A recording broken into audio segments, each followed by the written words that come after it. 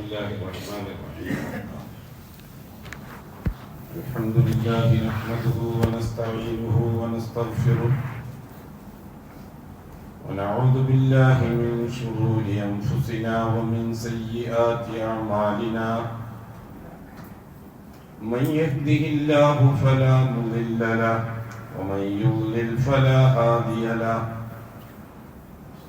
وأشهد أن لا إله إلا الله وحده لا شريك له. وأشهد أن محمدا عبده ورسوله أرسله بالهدى ودين الحق ليظهره على الدين كله ولو كره المشركون. اللهم صل على محمد وعلى آل محمد كما صليت على إبراهيم وعلى آل إبراهيم إنك حميد مجيد. اللهم بارك على محمد وعلى آل محمد كما باركت على إبراهيم وعلى آل إبراهيم في العالمين إنك حميد مجيد. يا أيها الذين آمنوا اتقوا الله حق تقاته ولا تموتن إلا وأنتم مسلمون. يا أيها الذين آمنوا اتقوا الله وقولوا قولا سديدا يصلح لكم أعمالكم ويغفر لكم ذنوبكم ومن يطع الله ورسوله فقد فاز فوزا عظيما. يا أيها الناس اتقوا ربكم الذي خلقكم من نفس واحدة وخلق منها زوجها وبث منهما رجالا كثيرا ونساء واتقوا الله الذي تساءلون به والأرحام إن الله كان عليكم رقيبا. أما بعد فإن أصدق الحديث كتاب الله وخير الهدي هدي محمد صلى الله عليه وسلم وشر الأمور محدثاتها وكل محدثة بدعة وكل بدعة ضلالة وكل ضلالة في النار. ബഹുമാനമുള്ള സഹോദരന്മാരെ സഹോദരിമാരെ, ഇന്നല്ലദീന ഖാലൂ റബ്ബുനല്ലാഹ്, അതെ, ഭൂമിയിൽ ജീവിക്കുന്ന ഒരു മനുഷ്യന്റെ അടിസ്ഥാന വിശ്വാസം അല്ലാഹു ആണ് എന്റെ റബ്ബ് എന്ന് അംഗീകരിക്കലാണ്.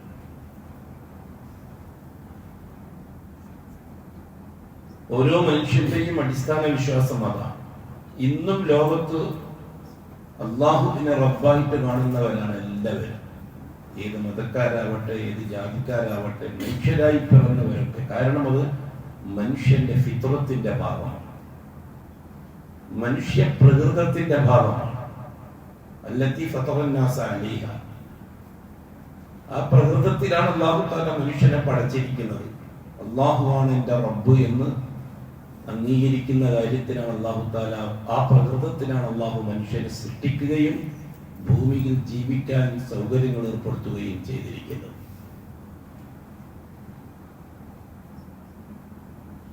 അള്ളാഹുമായിട്ട് മനുഷ്യർ നടത്തിയ ആദ്യത്തെ കരാർ അതാണ്. അള്ളാഹുവാണ് റബ്ബ് എന്ന് ഞാൻ അംഗീകരിക്കാം.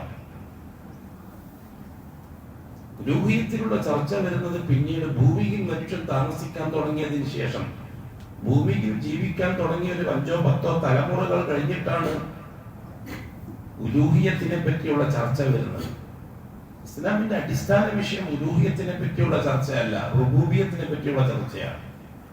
അള്ളാഹുവാണ് എന്റെ റബ്ബ് എന്നതാണ് അടിസ്ഥാന ചർച്ച. ഈ അള്ളാഹുവാണ് റബ്ബ് എന്ന കാര്യത്തിൽ ലാ ഇല്ല. ലാ എന്ന നെഗേഷന്റെ ആർട്ടിക്കിൾ ഉണ്ടല്ലോ, ഇല്ല എന്ന് പറയുക, ഇല്ല എന്ന് പറയുക, അങ്ങനെ ഒന്നില്ല എന്ന് സമ്മതിക്കുക. റുബൂബിയത്തുമായിട്ട് അതിനങ്ങനെ ബന്ധമില്ല. അത് സൂഫികൾ റുബൂബിയത്തിന്, ഉലൂഹിയത്തിന്റെ അർത്ഥം റുബൂബിയത്തിനാക്കി സൂഫികളാണ് ലാ റബ്ബ ഇല്ലല്ലാഹ് എന്ന പ്രയോഗം കൊണ്ടുവന്നത്. ലാ റബ്ബ ഇല്ലല്ലാഹ് എന്നൊരു പ്രയോഗമില്ല, അല്ലാഹു റബ്ബുന എന്ന പ്രയോഗമാണുള്ളത്. ശരിക്കും ശ്രദ്ധിച്ചെങ്കിലേ മനസ്സിലാവും.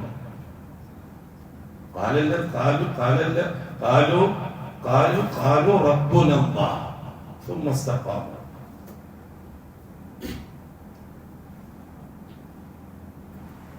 അല്ലാഹുവാണ് എന്റെ റബ്ബ്, അതിൽ ഉറച്ചു നിൽക്കുക, അതാണ് സുമ്മ ഇസ്തഖാമു. അല്ലാഹു സുബ്ഹാനഹു വ തആല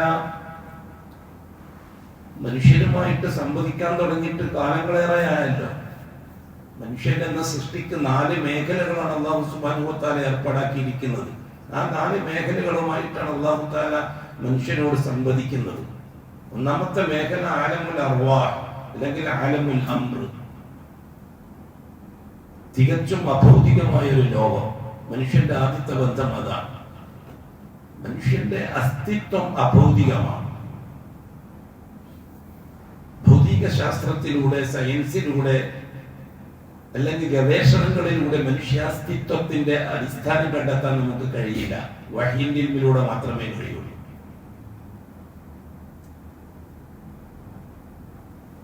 മനുഷ്യന്റെ പ്രത്യുൽപാദനവുമായി ബന്ധപ്പെട്ട വിഷയത്തിൽ മാത്രമേ നമുക്ക് ഭൗതികത എത്താൻ പറ്റുകയുള്ളൂ. മനുഷ്യന്റെ അടിസ്ഥാനം അഭൗതികമാണ്, പ്രത്യുൽപാദനം ഭൗതികമാണ്. അത് വേർതിരിച്ചെന്ന് അറിയണം. സൂറത്തുൽ ദഹ്റിന്റെ തുടക്കത്തിൽ ഞാൻ ഇങ്ങനെ ഊന്നി പറയുന്നത്, ഇത് മനസ്സിലായി വരാൻ കുറച്ച് പ്രയാസമുണ്ട്.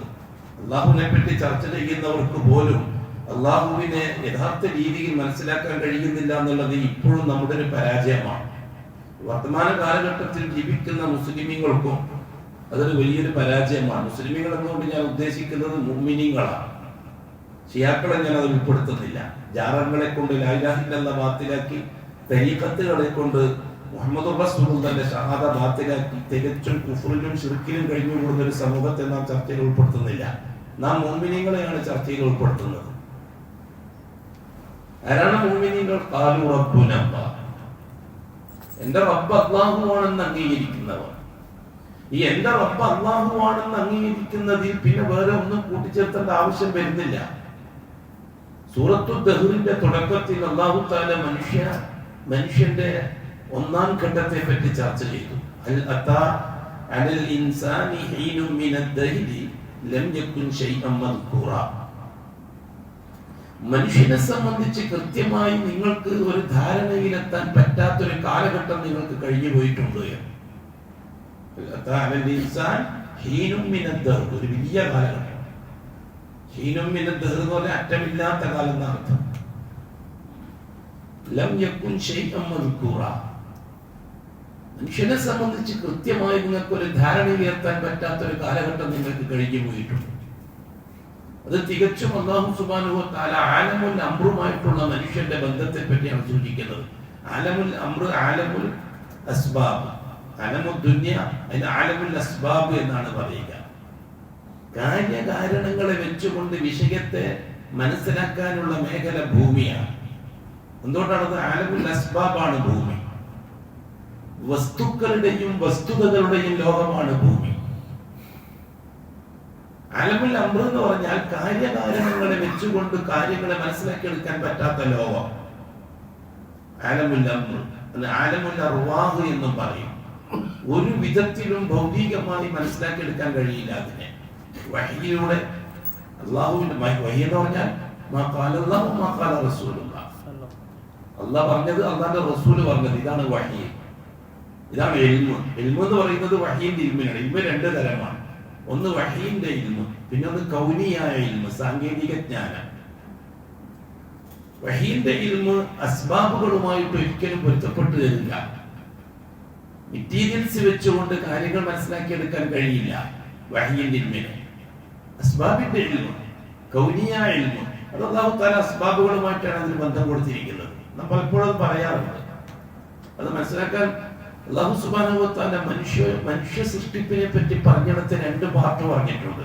ഒന്ന് തികച്ചും അഭൗതികമായ ഒരു പാർട്ട്, രണ്ടാമത്തത് തികച്ചും അല്ല അഭൗതികവും ഭൗതികവുമായ പാർട്ട്. അഭൗതികം എന്ന് പറയുമ്പോൾ എപ്പോഴും മനസ്സിലാക്കണം, വഹി കൊണ്ട് മാത്രം മനസ്സിലാക്കിയെടുക്കാൻ. ഈ ആധുനിക മലയാളികള് അഭൗതികം ഭൗതികത്തിനൊക്കെ പരമാതിരി അർത്ഥങ്ങളും വെച്ചിട്ട് കൊളാക്കിയിട്ടുണ്ട്. നമ്മളതിലേക്കൊന്നും കിടക്കുന്നില്ല. അഭൗതികം എന്നതുകൊണ്ട് ഉദ്ദേശിക്കുന്നത് വഹി കൊണ്ട് മാത്രം മനസ്സിലാക്കിയെടുക്കാൻ പറ്റുന്ന കാര്യം. അത് ഭൂമിക്ക് അപ്പുറത്താകണമെന്നില്ല. ഭൂമിന്റെ ഉള്ളിലും അഭൗതിക വ്യവസ്ഥിതികളുണ്ടെന്നാണ്. ഈസാ അലൈഹിസ്സലാത്തു വസ്സലാമിന്റെ ജന്മം ഭൗതികമാണോ അഭൗതികമാണോ? ഈസാ അലൈഹിസ്സലാത്തു വസ്സലാമിന്റെ ജന്മം വഹി കൊണ്ട് മാത്രമേ നമുക്ക് മനസ്സിലാക്കി എടുക്കാൻ കഴിയുള്ളൂ. ഒരു കാരണത്താലും അസ്ബാബുകൾ വെച്ചുകൊണ്ട് ഈസാ നബിയുടെ ജന്മത്തെ ന്യായീകരിക്കാൻ കഴിയില്ല, മനസ്സിലാക്കി എടുക്കാൻ കഴിയില്ല. കാരണം ഈസാ അലൈഹിസ്സലാത്തു വസ്സലാമിന്റെ ജന്മത്തിന് ഒരു പുരുഷന്റെ ബീജത്തെ അല്ലാഹു ഉപയോഗിച്ചിട്ടില്ല, ഒരു പെണ്ണിന്റെ അണ്ഡത്തെയും ഉപയോഗിച്ചിട്ടില്ല. ഒരു തെറ്റിദ്ധാരണ നമുക്കുണ്ട്, മറിയമിന്റെ അണ്ഡം അല്ലാഹു ഉപയോഗിച്ചിട്ടുള്ളത്. വല്ലാഹി ഇല്ല, ഇത് തെറ്റായ ധാരണയാണ്, ഖുർആന്റെ നിഷേധമാണ്. കാരണം എല്ലാം സെക്കൻഡ് വെച്ചിട്ടാണ് നടക്കുന്നത് കാര്യങ്ങൾ. ഗർഭം ധരിക്കലും പ്രസവിക്കലും എല്ലാം മിനിറ്റുകൾക്കുള്ള നടക്കുന്നത്. സാധാരണ ഒരു പെണ്ണ് പ്രസവിക്കുന്ന അതിൽ 9 മാസം 8 മാസം കഴിഞ്ഞിട്ട് എല്ലാം മറിയുമ്പോൾ പ്രസവിക്കുന്നത്. കുളത്തുനിന്ന് കുളിച്ച് കയറി മരത്തിന്റെ ചോട്ടിലെത്തുമ്പോ പ്രസവം നടന്നു. എന്താണ് അല്ലാഹു തആല സൂറത്ത് മറിയമിൽ പറഞ്ഞിരിക്കുന്നത്? കുളത്തിന്റെ കടവിൽ നിന്നല്ലേ ജിബ്രീലുമായിട്ട് ചർച്ച നടന്നത്. താല്പര്യമാറ്റം കേട്ടപ്പോൾ ബഹുമാനപ്പെട്ട മറിയം അലൈഹിസ്സലാത്തു വസ്സലാം പറഞ്ഞു, ഞാനിവിടെ ഒരു പെണ്ണ് കുളിച്ചുകൊണ്ടിരിക്കുന്നുണ്ട്, ഇങ്ങോട്ട് വരരുത്. താല്പര്യമാറ്റം കേട്ടപ്പോൾ പറഞ്ഞതാണ്. അപ്പോൾ ആ വന്നാള് പറഞ്ഞു, വിഷമിക്കണ്ട, ഞാൻ അള്ളാഹു നിയോഗിച്ച ഒരു ദൂതനാണ്. അന റസൂലു റബ്ബികി ലിയഹബലകി ഗുലാമൻ സക്കിയ, പരിശുദ്ധനായ ഒരു കുഞ്ഞിനെ നിനക്ക് സമ്മാനമായി തരാൻ അള്ളാഹു എന്നെ ഏൽപ്പിച്ചിട്ട് ഞാൻ വന്നതാണ്. ഞാൻ അള്ളാഹുവിന്റെ മലക്ക് ജിബ്രീലാണ്.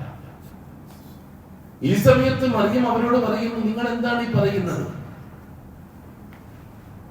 എനിക്ക് കുഞ്ഞുങ്ങൾ ഉണ്ടാവുകയില്ലല്ലോ, എനിക്ക് കുഞ്ഞുങ്ങൾ ഉണ്ടാവുകയോ? ബശറൻ സവിയ, അന്ന റസൂലു റബ്ബികി ലിയഹബലകി ഗുലാമൻ സക്കിയ. അപ്പൊ മറിയം അങ്ങോട്ട് മറുപടി പറയുന്നത്, എന്നെ ഇന്ന് വരെ വലം യംസസിനി ബശറുൻ വലം അകു ബഗിയ.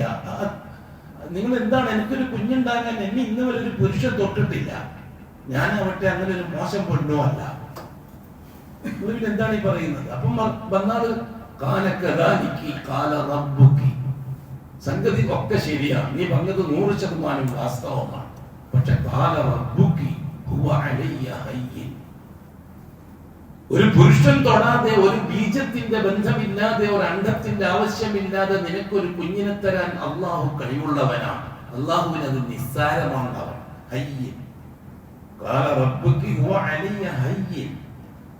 എന്തിനാണ് നിനക്ക് ഞാൻ അങ്ങനെ ഒരു കുഞ്ഞിനെ തരുന്നത് അറിയുമോ? വരാനിരിക്കുന്ന മനുഷ്യർക്ക് അതൊരു ദൃഷ്ടാന്തമാകണം. എന്ത് ദൃഷ്ടാന്തം? അല്ലാഹു തആല മനുഷ്യ സൃഷ്ടിപ്പിന് വേണ്ടി സ്വീകരിച്ച 4 രീതികളുണ്ട്. ഒന്ന്, ഉമ്മാന്റെയോ ഉപ്പാന്റെയോ സാന്നിധ്യമില്ലാതെ ഏകപക്ഷീയമായി ശൂന്യതയിൽ നിന്ന് ഫിത്രത്തിൽ നിന്നുകൊണ്ടുള്ള സൃഷ്ടിപ്പ്. അത് ആദമിന്റെ സൃഷ്ടിപ്പാണ്. ആദം അലൈഹിസ്സലാത്തു വസ്സലാമിന്റെ സൃഷ്ടിപ്പ് 100% ഖുദ്റത്തി സംവിധാനമാണ്. രണ്ടാമത് അല്ലാഹു തആല ബാപ്പാന്റെ സ്ഥാനത്ത് ആദമിന്റെ ശരീരത്തെ ഉപയോഗിക്കുന്നുണ്ട്. ഉമ്മാന്റെ സ്ഥാനത്ത് ആരുമില്ല. ഹവ്വ റളിയല്ലാഹു തആല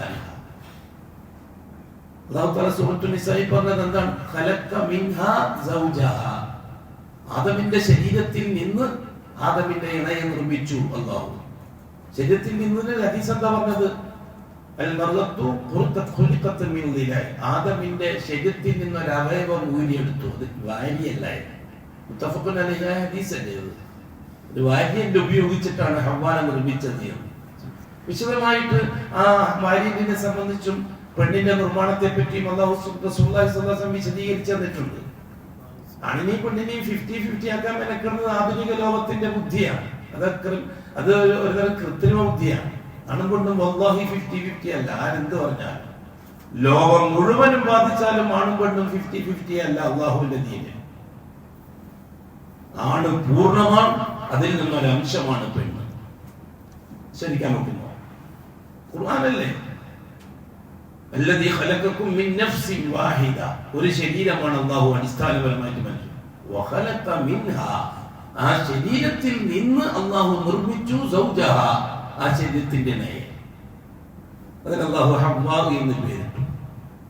അപ്പൊ 50-50 ആണ്.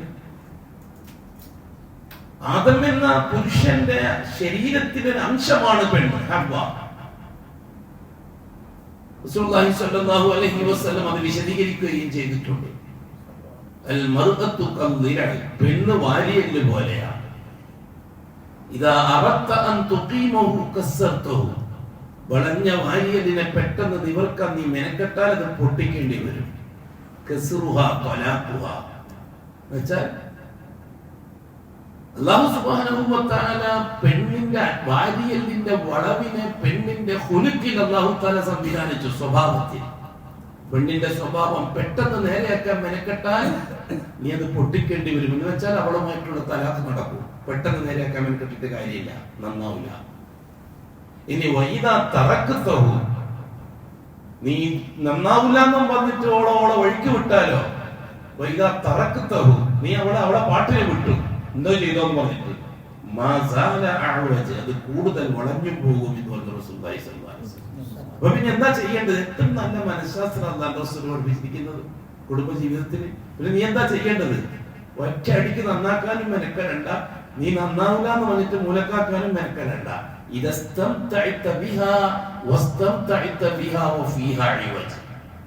നീ അവളുമായി സന്തോഷിച്ച് ജീവിക്കാൻ ആഗ്രഹിക്കുന്നുണ്ടെങ്കിൽ അവളിൽ അങ്ങനെ ഒരു വളവുണ്ട് എന്ന് നീ അഡ്വാൻസ് ആയി മനസ്സിലാക്കി നീ ജീവിച്ചാൽ മതി.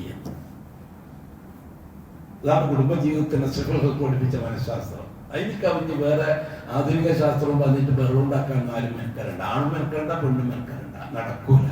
നല്ല സംവിധാനത്തിനെതിരായിട്ട് ഏത് അസ്ബാബാണ് ഉപയോഗിക്കാൻ കഴിയുക? ഇതിനാണ് അള്ളാഹുവിനെ നിഷേധിക്കുന്നത്. നമ്മൾ മുസ്ലിമീങ്ങൾ മുഅ്മിനീങ്ങൾ പോലും ചില വിഷയങ്ങൾ ചർച്ച ചെയ്യുമ്പോൾ അള്ളാഹുവിൽ കുഫറിന്റെ വാക്കുകൾ പറയുന്നു. റസൂലുള്ളാഹി തങ്ങളുടെ റിസാലത്തുമായി ബന്ധപ്പെട്ട് കുഫറിന്റെ വാക്കുകൾ പറയുന്നു. നമ്മളത് ചിന്തിക്കുന്നില്ല. ഏതെങ്കിലും വിഷയം വരുമ്പോൾ നമ്മൾ അള്ളാഹുമായി ബന്ധപ്പെട്ട് അള്ളാഹുന്റെ റസൂലുമായി ബന്ധപ്പെട്ട് സംസാരിക്കുമ്പോൾ നമ്മുടെ വായിൽ നിന്ന് അതാണ് വെക്ക്, ഇപ്പൊ അതല്ല ചർച്ച എന്ന് പറഞ്ഞാൽ അപ്പം തന്നെ അവൻ കാഫിറായില്ലേ? അള്ളാഹുവിന്റെ റസൂലും തൽക്കാലാണ് വെക്ക്, ഇപ്പൊ അതല്ല ചർച്ച എന്ന് പറഞ്ഞാൽ അവൻ കാഫിറായി. ആ സമയത്ത് കാഫിറായി, കലിമ മടക്കി ചൊല്ലണം. വർത്തമാന കാലഘട്ടത്തിൽ നടക്കുന്ന സംഭവങ്ങളെ ചർച്ച ചെയ്യുമ്പോൾ മുഅ്മിനീങ്ങളുടെ കാര്യം, മറ്റുള്ള കാര്യം വിട്, മുഅ്മിനീങ്ങളുടെ കാര്യമാണ് ഞാൻ ഈ പറയുന്നത്. നമ്മുടെ ചർച്ച അതല്ല. ഇത് ഏതാണ് നിന്റെ ചർച്ച? അല്ലാഹും റസൂലും അല്ലെങ്കിൽ പിന്നെ നിന്റെ ചർച്ച വേറെ എന്താ? അതല്ല എന്ന് പറഞ്ഞാൽ നീ ലാ ഇലാഹ ഇല്ലല്ലാഹ് നിഷേധിച്ചവനായി, മുഹമ്മദ് റസൂലുള്ളാഹിയുടെ റിസാലത്തിനെ നിഷേധിച്ചവനായി. അതാണ് ചർച്ച. എന്ത് പ്രശ്നമുണ്ടെങ്കിലും അതാണ് ചർച്ച. ഇലാ യൗമിൽ ഖിയാമ, സൂര്യൻ പടിഞ്ഞാറ് ഉദിക്കുന്നത് വരെയും അതാണ് ചർച്ച.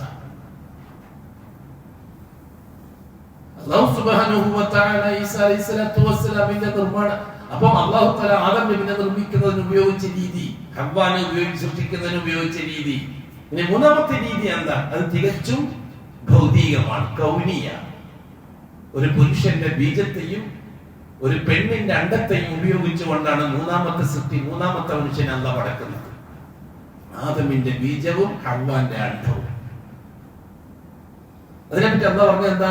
വബസ്സ മിൻഹുമാ, ആണിൽ നിന്നും പെണ്ണിൽ നിന്നും അല്ലാഹു ഉൽപ്പാദിപ്പിച്ചു. ബസ്സ എന്ന് പറഞ്ഞാൽ ഉൽപ്പാദിപ്പിക്കുക, വർദ്ധിപ്പിക്കുക. മിൻഹുമാ, ആദമിൽ നിന്നും ഹവ്വായിൽ നിന്നും, റിജാലൻ കസീറ, ഒരുപാട് പുരുഷന്മാരെയും, വനിസാ, ഒരുപാട് പെണ്ണുങ്ങളെയും. അപ്പൊ കാര്യങ്ങൾ പിടുത്തം കിട്ടി. ഇപ്പൊ രണ്ടാം ഘട്ടത്തെ പറ്റി അല്ലാഹു സുബ്ഹാനഹു വ തആല പരിചയപ്പെടുത്തുന്നത് അങ്ങനെയാണ്. അത് നമുക്ക് മനസ്സിലാക്കാവുന്നേ ഉള്ളൂ. പരിശുദ്ധ ഖുർആൻ അല്ലാഹു തആല മൂന്ന് കാര്യങ്ങൾ പറഞ്ഞു. ഒന്ന് ആദമിന്റെ നിർമ്മാണം, തികച്ചും ഫിത്രത്തിന്റേത്. ഫാത്തിറ സമാവാത്തി എന്ന് പറഞ്ഞാൽ എന്താ? പ്ലാൻ ഇല്ലാതെ നിർമ്മിക്കുന്നതിനാണ് ഫത്ര എന്ന് പറയുന്നത്. ഫാത്തിറ സമാവാത്തി അല്ലാതെ ആകാശഭൂമികളെ സൃഷ്ടിച്ചവരെന്ന് മലയാളത്തിൽ അർത്ഥം വെക്കാൻ പറ്റും. അതുകൊണ്ട് മലയാളത്തിൽ ദീ പഠിക്കാൻ വേണ്ടിപ്പെട്ട ലോകാവസാനം വരെ ദീ പഠിക്കാൻ കഴിയില്ല.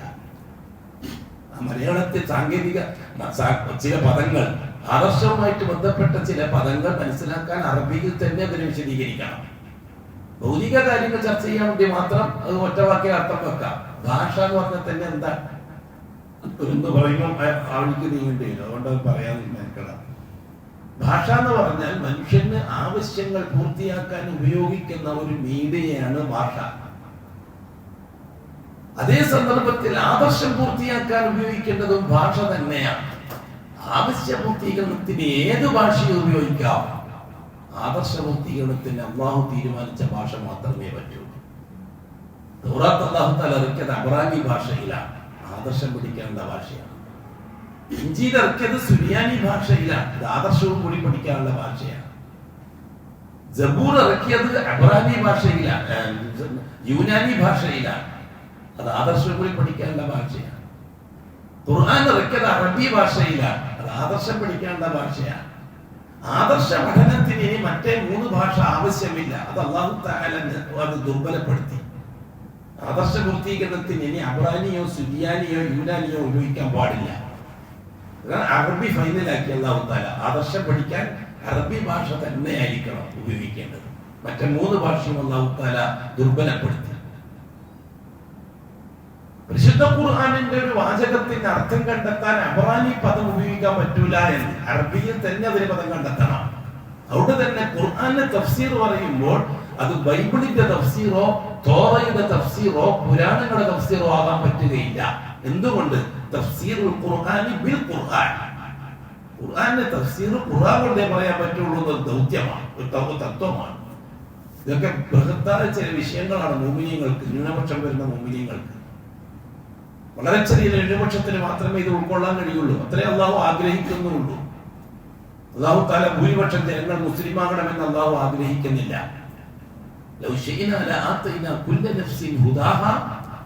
അള്ളാഹു ഉദ്ദേശിച്ചിരുന്നെങ്കിൽ, അള്ളാഹു പറയാണ്, ഞാൻ ഉദ്ദേശിച്ചിരുന്നുവെങ്കിൽ എല്ലാവർക്കും ഞാൻ ഹിദായത്ത് കൊടുക്കട്ടെ ആയിരുന്നു. ഞാൻ അങ്ങനെ ഉദ്ദേശിക്കുന്നില്ല. വലാകിൻ ഹഖൽ ഖൗലു മിന്നി, എന്റെ തീരുമാനം നടപ്പിൽ വന്നു കഴിഞ്ഞിട്ടുണ്ട്. എന്താണത്? ലഅംലഅന്ന ജഹന്നം, നരകത്തെ ഞാൻ നിറക്കുമെന്ന്. തീർച്ചയായും നരകത്തെ ഞാൻ നിറക്കുമെന്ന്. മിനൽ ജിന്ന, ജിന്നുവർഗത്തെ ഉപയോഗിച്ച്, വന്നാസി, മനുഷ്യവർഗത്തെ ഉപയോഗിച്ച്, അജ്മഈ, മൊത്തത്തിൽ. ശരിക്കും പറ്റുമോ എന്റെ ഭാഷ? 1,313 മുസ്ലിങ്ങൾ വിചാരിച്ചിട്ട് നടന്നിട്ടില്ല ഭൂലോകത്ത് ഒരു ചെറിയ ശതമാനമെങ്കിലും മുഅ്മിനീങ്ങളെ ഉണ്ടാക്കിയെടുക്കാൻ. ഇത് അല്ലാഹുവിന്റെ സുന്നത്താണ്, നടപടിക്രമമാണ്. ഒരു ചെറിയൊരു ന്യൂനപക്ഷത്തെ ഉണ്ടാക്കിയെടുക്കാൻ വേണ്ടി നെയ്മാലി റസൂൽ വെച്ച് കഴിഞ്ഞിട്ടില്ല. നടക്കൂല എന്ന് അല്ലാഹു തആല പറഞ്ഞു. നിങ്ങൾ അതിനെ മെനക്കെട്ടിട്ട് കാര്യമില്ല മുഹമ്മദ് നബി. ഫലഅല്ലക ബാഖിഉൻ നഫ്സക അലാ ആസാരിഹിം ഇല്ലം യുമിനു ബിഹാദൽ ഹദീസി അസഫ. ഈ സമൂഹം മുഴുവനും ഹിദായത്തിൽ വരണമെന്ന് ആഗ്രഹിച്ചിട്ട് നിങ്ങൾ നിങ്ങളുടെ ശരീരത്തെ തന്നെ നശിപ്പിക്കും തോന്നുമല്ലോ. മെനക്കെടണ്ട. ഞാൻ നിശ്ചയിച്ചവരെ മാത്രമേ നിങ്ങൾക്ക് കിട്ടുള്ളൂ. ഞാൻ ഏൽപ്പിച്ച ജോലി മാത്രം നിങ്ങൾ ചെയ്താൽ മതി. ആരെയും കൊണ്ടുവരാൻ നിങ്ങൾ മെനക്കെടണ്ട. ആർക്കും ഹിദായത്ത് കൊടുക്കാൻ നിങ്ങൾ മെനക്കെടണ്ട. നിങ്ങളെ കൊണ്ട് സാധിക്കൂല. നിങ്ങൾ ഞാൻ അതിൽ ഏൽപ്പിച്ചിട്ടുമില്ല. ഹിദായത്ത് സപ്ലൈ ചെയ്യുക എന്നുള്ളത് പ്രവാചകന്മാരുടെ ഡ്യൂട്ടിയല്ല. ഹിദായത്ത് എന്താണെന്ന് പറഞ്ഞു കൊടുക്കുന്ന ജോലി മാത്രമേ പ്രവാചകന്മാർക്കുള്ളൂ. വമാ അലൈനാ ഇല്ലൽ ബലാഗുൽ മുബീൻ. ഇത് കൃത്യമായിട്ട് നാം മനസ്സിലാക്കിയിരിക്കുക. ലോകത്ത് എന്തൊക്കെയോ സംഭവിക്കണമെന്ന് നാം ആഗ്രഹിക്കുന്നു, ബാലിശമായ ആഗ്രഹം. അല്ലാഹുവിന്റെ പ്രവാചകന്മാര് ആഗ്രഹിക്കാത്തതൊന്നും ദീനിന്റെ പേരിൽ നമ്മൾ ആഗ്രഹിക്കണ്ട. ദുനിയാവിന്റെ പേരിൽ നിങ്ങൾ ഇഷ്ടം പോലെ ആഗ്രഹിക്കുക. ദീനിന്റെ പേരിൽ അത് വളരെ കൃത്യമായിരിക്കണം ആഗ്രഹിക്കുന്നത്. അല്ലാഹു സുബ്ഹാനഹു വ തആല മനുഷ്യ നിർമ്മാണത്തിന്റെ തുടക്കം ഫിത്രത്താക്കി. അതായത് തികച്ചും മുൻ പ്ലാൻ ഇല്ലാതെ അല്ലാഹു ഇല്ലായ്മയിൽ നിന്നുണ്ടാക്കി. ഇദാറാദ ശൈഅൻ യഖൂല ലഹു കുൻ ഫയകൂൻ. അല്ലാഹുവിന്റെ സൃഷ്ടിപ്രപഞ്ചത്തെ നിർമ്മിക്കുന്നതിന് അല്ലാഹുവിന്റെ ഇറാദ, ആ ഇറാദ പ്രോഗ്രാം, ഇറാദ എന്ന് പറഞ്ഞാൽ പ്രോഗ്രാം, മശീഅത്ത് എന്ന് പറഞ്ഞാൽ പ്രോഗ്രാം നടപ്പിലാക്കാനുള്ള തീരുമാനം. പ്രോഗ്രാം വേറെ, നടപ്പിലാക്കാനുള്ള തീരുമാനം വേറെ. ഇറാദ വേറെ, മശീഅത്ത് വേറെ. നമ്മളൊരു വിഷയം സംസാരിക്കുമ്പോൾ ഇൻ അറാദല്ലാഹ് എന്നാണോ പറയാ, അല്ല ഇൻഷാ അല്ലാഹ് എന്നാണോ പറയാ? ഇൻഷാ അല്ലാഹ് എന്നാ പറയാ, ഇൻ അറാദല്ലാഹ് എന്ന് പറയില്ല. അല്ലാഹ് പ്രോഗ്രാം ചെയ്താൽ എന്ന് പറയില്ല. കാരണം അല്ലാഹുവിന്റെ പ്രോഗ്രാമിനെ പറ്റി ഒരു ഐഡിയ നമുക്കില്ല. ഇൻഷാ അല്ലാഹ്, അല്ലാഹ് ചെയ്ത പ്രോഗ്രാം അവൻ നടപ്പിലാക്കാൻ ഉദ്ദേശിക്കുകയാണെങ്കിൽ എന്നാണ് അർത്ഥം. ഇൻഷാ അല്ലാഹ് അർത്ഥം. അതുകൊണ്ട് ഇറാദത്ത് വേറെ, മശീഅത്ത് വേറെ. ഇതൊക്കെ കൃത്യമായി അല്ലാഹുവിനെ പറ്റി അറിയാൻ ആഗ്രഹിക്കുന്നവർ പഠിച്ചിരിക്കണം. അല്ലാഹുവിനെ പറ്റി അറിയാതെ നിങ്ങൾ എന്ത് ദീനാണ്, എന്ത് ഇസ്ലാമാണ്, എന്ത് മുസ്ലിമാണ്? അള്ളാഹിനെ മനസ്സിലാക്കേണ്ട പോലെ അല്ലാഹു സുബ്ഹാനഹു വ തആല പറഞ്ഞത് എപ്പോഴാണെന്ന് അറിയാം? അല്ലാഹു സുബ്ഹാനഹു വ തആല മനുഷ്യനെ വിളിക്കുകയാണ്, യാ അയ്യുഹന്നാസ്, ഓ മനുഷ്യരെ, ഉളിബ മസലും, നിങ്ങൾക്ക് നല്ലൊരു ഉപമ ഞാൻ പറഞ്ഞുതരാം. ഫസ്തമിഉ ലഹു, നിങ്ങൾ അത് ശ്രദ്ധിച്ച് കേട്ടാൽ മതി. ഇത് രസമാണ് ആ അവതരണം. ആദ്യം വിളിക്കുക, സദസ്യരെ, നാട്ടുകാരെ, കൂട്ടുകാരെ എന്നൊക്കെ പറയുമ്പോലെ, ഓ മനുഷ്യരെ, ഞാൻ നിങ്ങൾക്ക് നല്ലൊരു ഉപമ പറഞ്ഞുതരാം. ഉളിബ മസലും ഫസ്തമിഉ ലഹു, അത് ശ്രദ്ധിച്ച് നിങ്ങൾ കേട്ടോളാം. ഇസ്തിമാ എന്ന് പറഞ്ഞാൽ ശ്രദ്ധിച്ച് കേൾക്കുന്നതിനാ പറയാം. എന്നിട്ട് വിഷയത്തിലേക്ക് കടക്കുന്ന അല്ലാഹു തആല. അള്ളാഹ് ആദ്യം മനുഷ്യനെ വിളിക്കുന്നു. ഇത് ഖുർആൻ ശരീഫിൽ വളരെ പരിമിതമായിട്ടേ കാണുള്ളൂ ഈ ശൈലി. യാ അയ്യുഹന്നാസ് പോലത്തെ വിഷയം പറയാന്നുള്ളതാണ് അള്ളാഹുവിന്റെ രീതി. ഈ രീതിയിൽ പറയുന്നത് വളരെ കുറച്ച് മാത്രമേ കാണുള്ളൂ ഖുർആനിൽ. നിങ്ങൾക്ക് ഒരു ഉപമ പറഞ്ഞാൽ ഫസ്തമിഊല, ശ്രദ്ധിച്ച് കേട്ടോ. എന്നിട്ട് അല്ലാഹു തആല വിഷയം അവതരിപ്പിക്കുക. ഇന്നല്ലദീന തദ്ഊന മിൻ ദൂനില്ലാഹ്, അല്ലാഹുവിനെ കൂടാതെ നിങ്ങൾ വിളിച്ച് പ്രാർത്ഥിക്കുന്ന മറ്റുള്ളവർ, മിൻ ദൂനില്ല, അല്ലാഹുവിനെ കൂടാതെ ഉള്ളവർ, മിൻ ദൂനില്ല, അല്ലാഹുവിനോടൊപ്പം മറ്റുള്ളവർ എന്നാണ് ദൂനില്ലാന്റെ അർത്ഥം. അല്ലാഹുവിനോടൊപ്പം മറ്റുള്ളവർ, മഅല്ലാഹ്, ദൂനല്ലാഹ്, ഗൈറല്ലാഹ്, ഇതൊക്കെയാണ് അതിൽ ഉപയോഗിച്ചിരിക്കുന്ന വാക്കുകൾ. അല്ലാഹുവിനോടൊപ്പം മറ്റുള്ളവർ അതാരും ആവാം. അഭൗതിക സൃഷ്ടികളായ ജിന്നുകളോ മലക്കുകളോ ആവാം, ഭൗതിക സൃഷ്ടികളായ മനുഷ്യരാവാം, കണ്ണിൽ നിന്ന് മറഞ്ഞ മരിച്ചുപോയവരാവാം, വസ്തുക്കളാവാം, ദീനാറാവാം, ദിർഹമാവാം. എല്ലാം ജീവനോട് തന്നെ ആണോന്നില്ല. മരത്തോണ്ടുണ്ടാക്കിയ ബിംബത്തെ എല്ലാം പറ്റി എല്ലാം പറഞ്ഞതൊന്നും റസൂലുള്ളാഹി സ്വല്ലല്ലാഹു അലൈഹി വസല്ലം ഒരു അവസരത്തിൽ പറഞ്ഞു, തഈസ അബ്ദു ദീനാർ, ദീനാറിന്റെ അടിമ കരയട്ടെ. അവിടെ അബ്ദ് എന്നതിനെ അല്ലാഹു ഇളാഫത്ത് ചെയ്തിരിക്കുന്നത് ദീനാറിലേക്കാണ്. ദീനാറിന്റെ അടിമ എന്ന് പറയുമ്പോൾ ദീനാർ മഅബൂദായി. ദീനാറിന്റെ അബ്ദ് എന്ന് പറയുമ്പോൾ ദീനാർ മഅബൂദായില്ലേ? അത് ഞാൻ പറഞ്ഞത് അറബി ഭാഷ തന്നെ ദീൻ പഠിക്കണോ.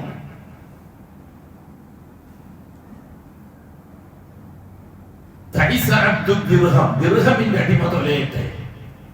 അവിടെ അല്ലാഹുവിന്റെ റസൂൽ അബ്ദിനെ ദീനാറിൽ ദിർഹമിലേക്കാണ് ഇളാഫത്ത് ചെയ്തിരിക്കുന്നത്. അപ്പൊ ദിർഹം മഅബൂദായി.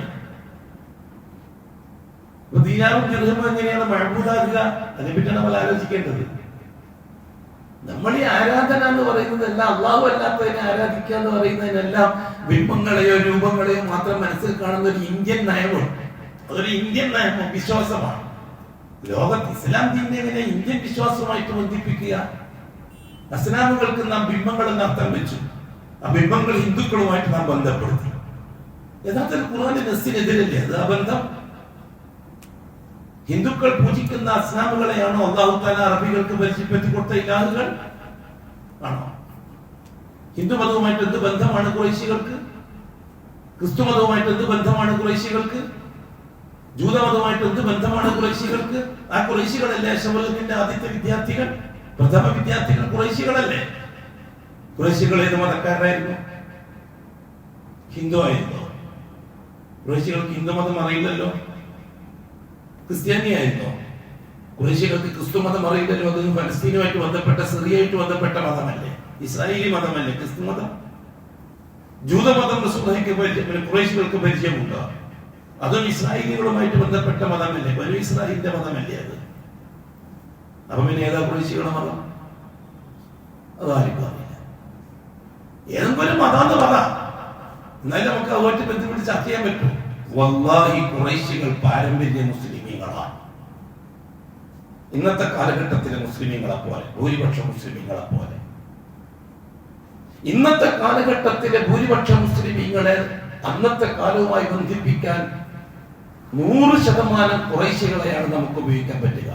ഖുറൈശികൾ ഇസ്ലാമായി മുസ്ലിമായി ജീവിക്കുന്നവരായിരുന്നു. പക്ഷെ അല്ലാഹു അവരെ മുസ്ലിം എന്ന് വിളിച്ചില്ല, മുശ്രിക് എന്ന് വിളിച്ചു.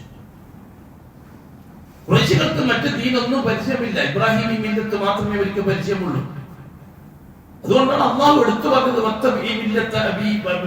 ഇബ്രാഹിം ഹനീഫ. ഖുറൈശികളോടാ പറയുന്നത്, നിങ്ങൾ ആ ഇബ്രാഹിമി മില്ലത്തിന് 100% ഫോളോ ചെയ്യും.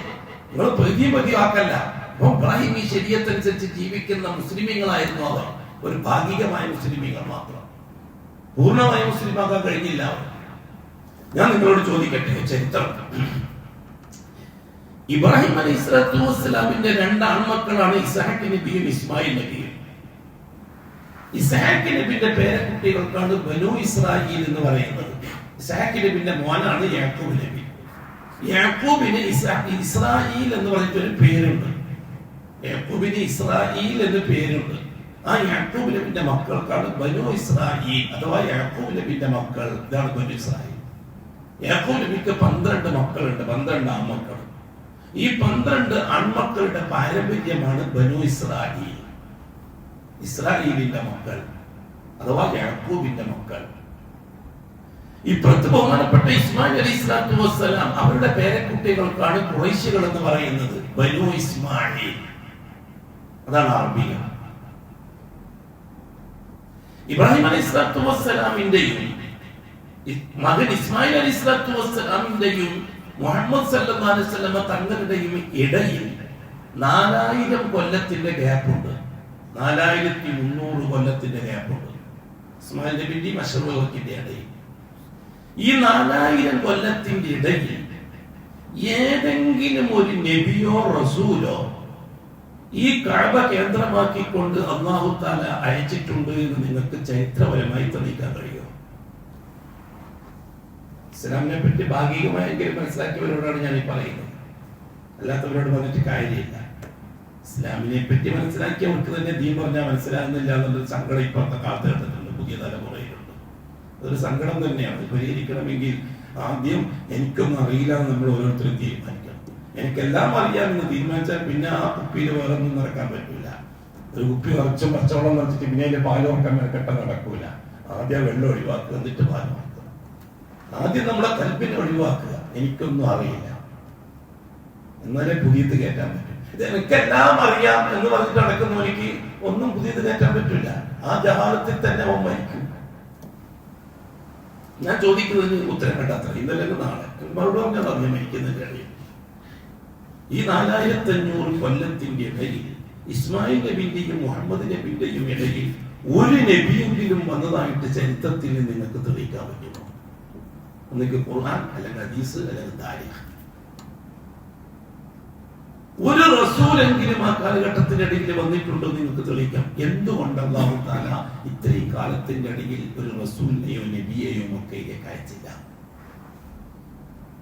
അതേ സന്ദർഭത്തിൽ ഇസ്ഹാഖ് നബിന്റെ പാരമ്പര്യത്തിൽ ഇസ്ഹാഖ് മുതൽ ഈസ നബി വരെയുള്ള പ്രവാചകന്മാർക്കിടയിൽ 10,000 നബിമാരെയും റസൂലിനെയും അല്ലാഹു അയച്ചിട്ടുണ്ട്. ഇല്ലേ?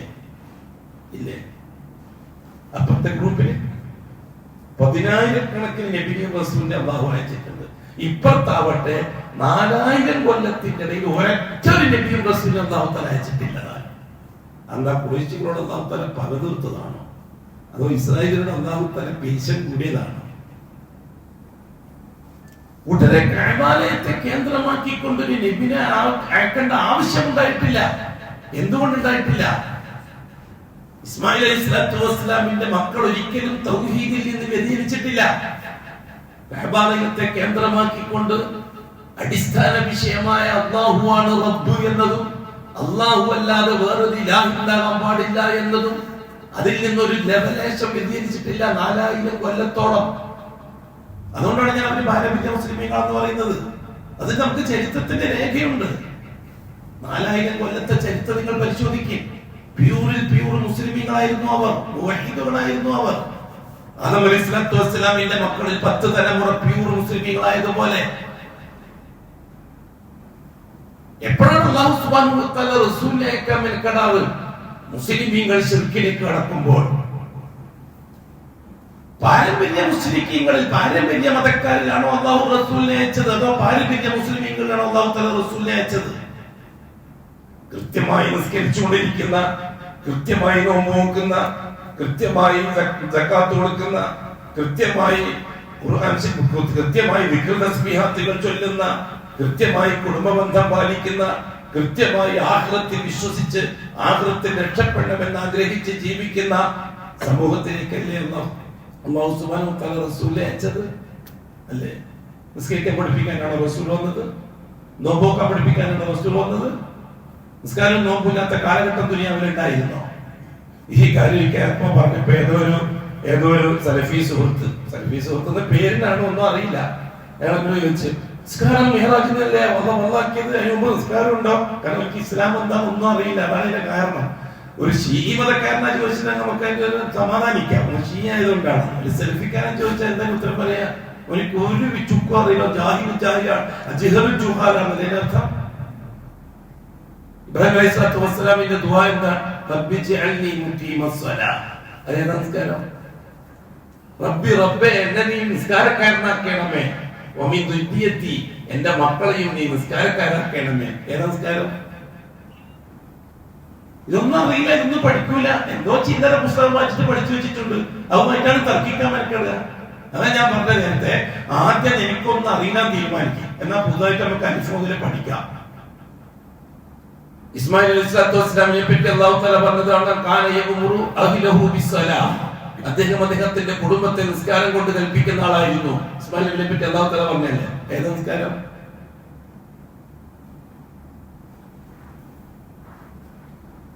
മൂസ അലൈഹിസ്സലാത്തു വസ്സലാം, അതെ, ബനി ഇസ്രായേലിനെ വിളിച്ചിട്ട് അല്ലാഹു തആല പറഞ്ഞു, യാ ബനി ഇസ്രായീൽ, യാ ബനി ഇസ്രായീൽ اذكروا نعمتي التي أنعمت عليكم وأوفوا بعهدي أوف بعهدكم وإياي فارهبون. എന്തിനെ പറഞ്ഞു? ആമിനു ബിമാ അൻസൽതു മുസദ്ദിഖൻ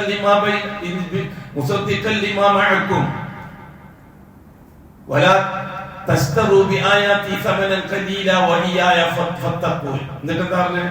വഅഖീമുസ് സ്വലാത്ത വആതുസ് സകാത്ത. ആരോടാ പറയുന്നത്?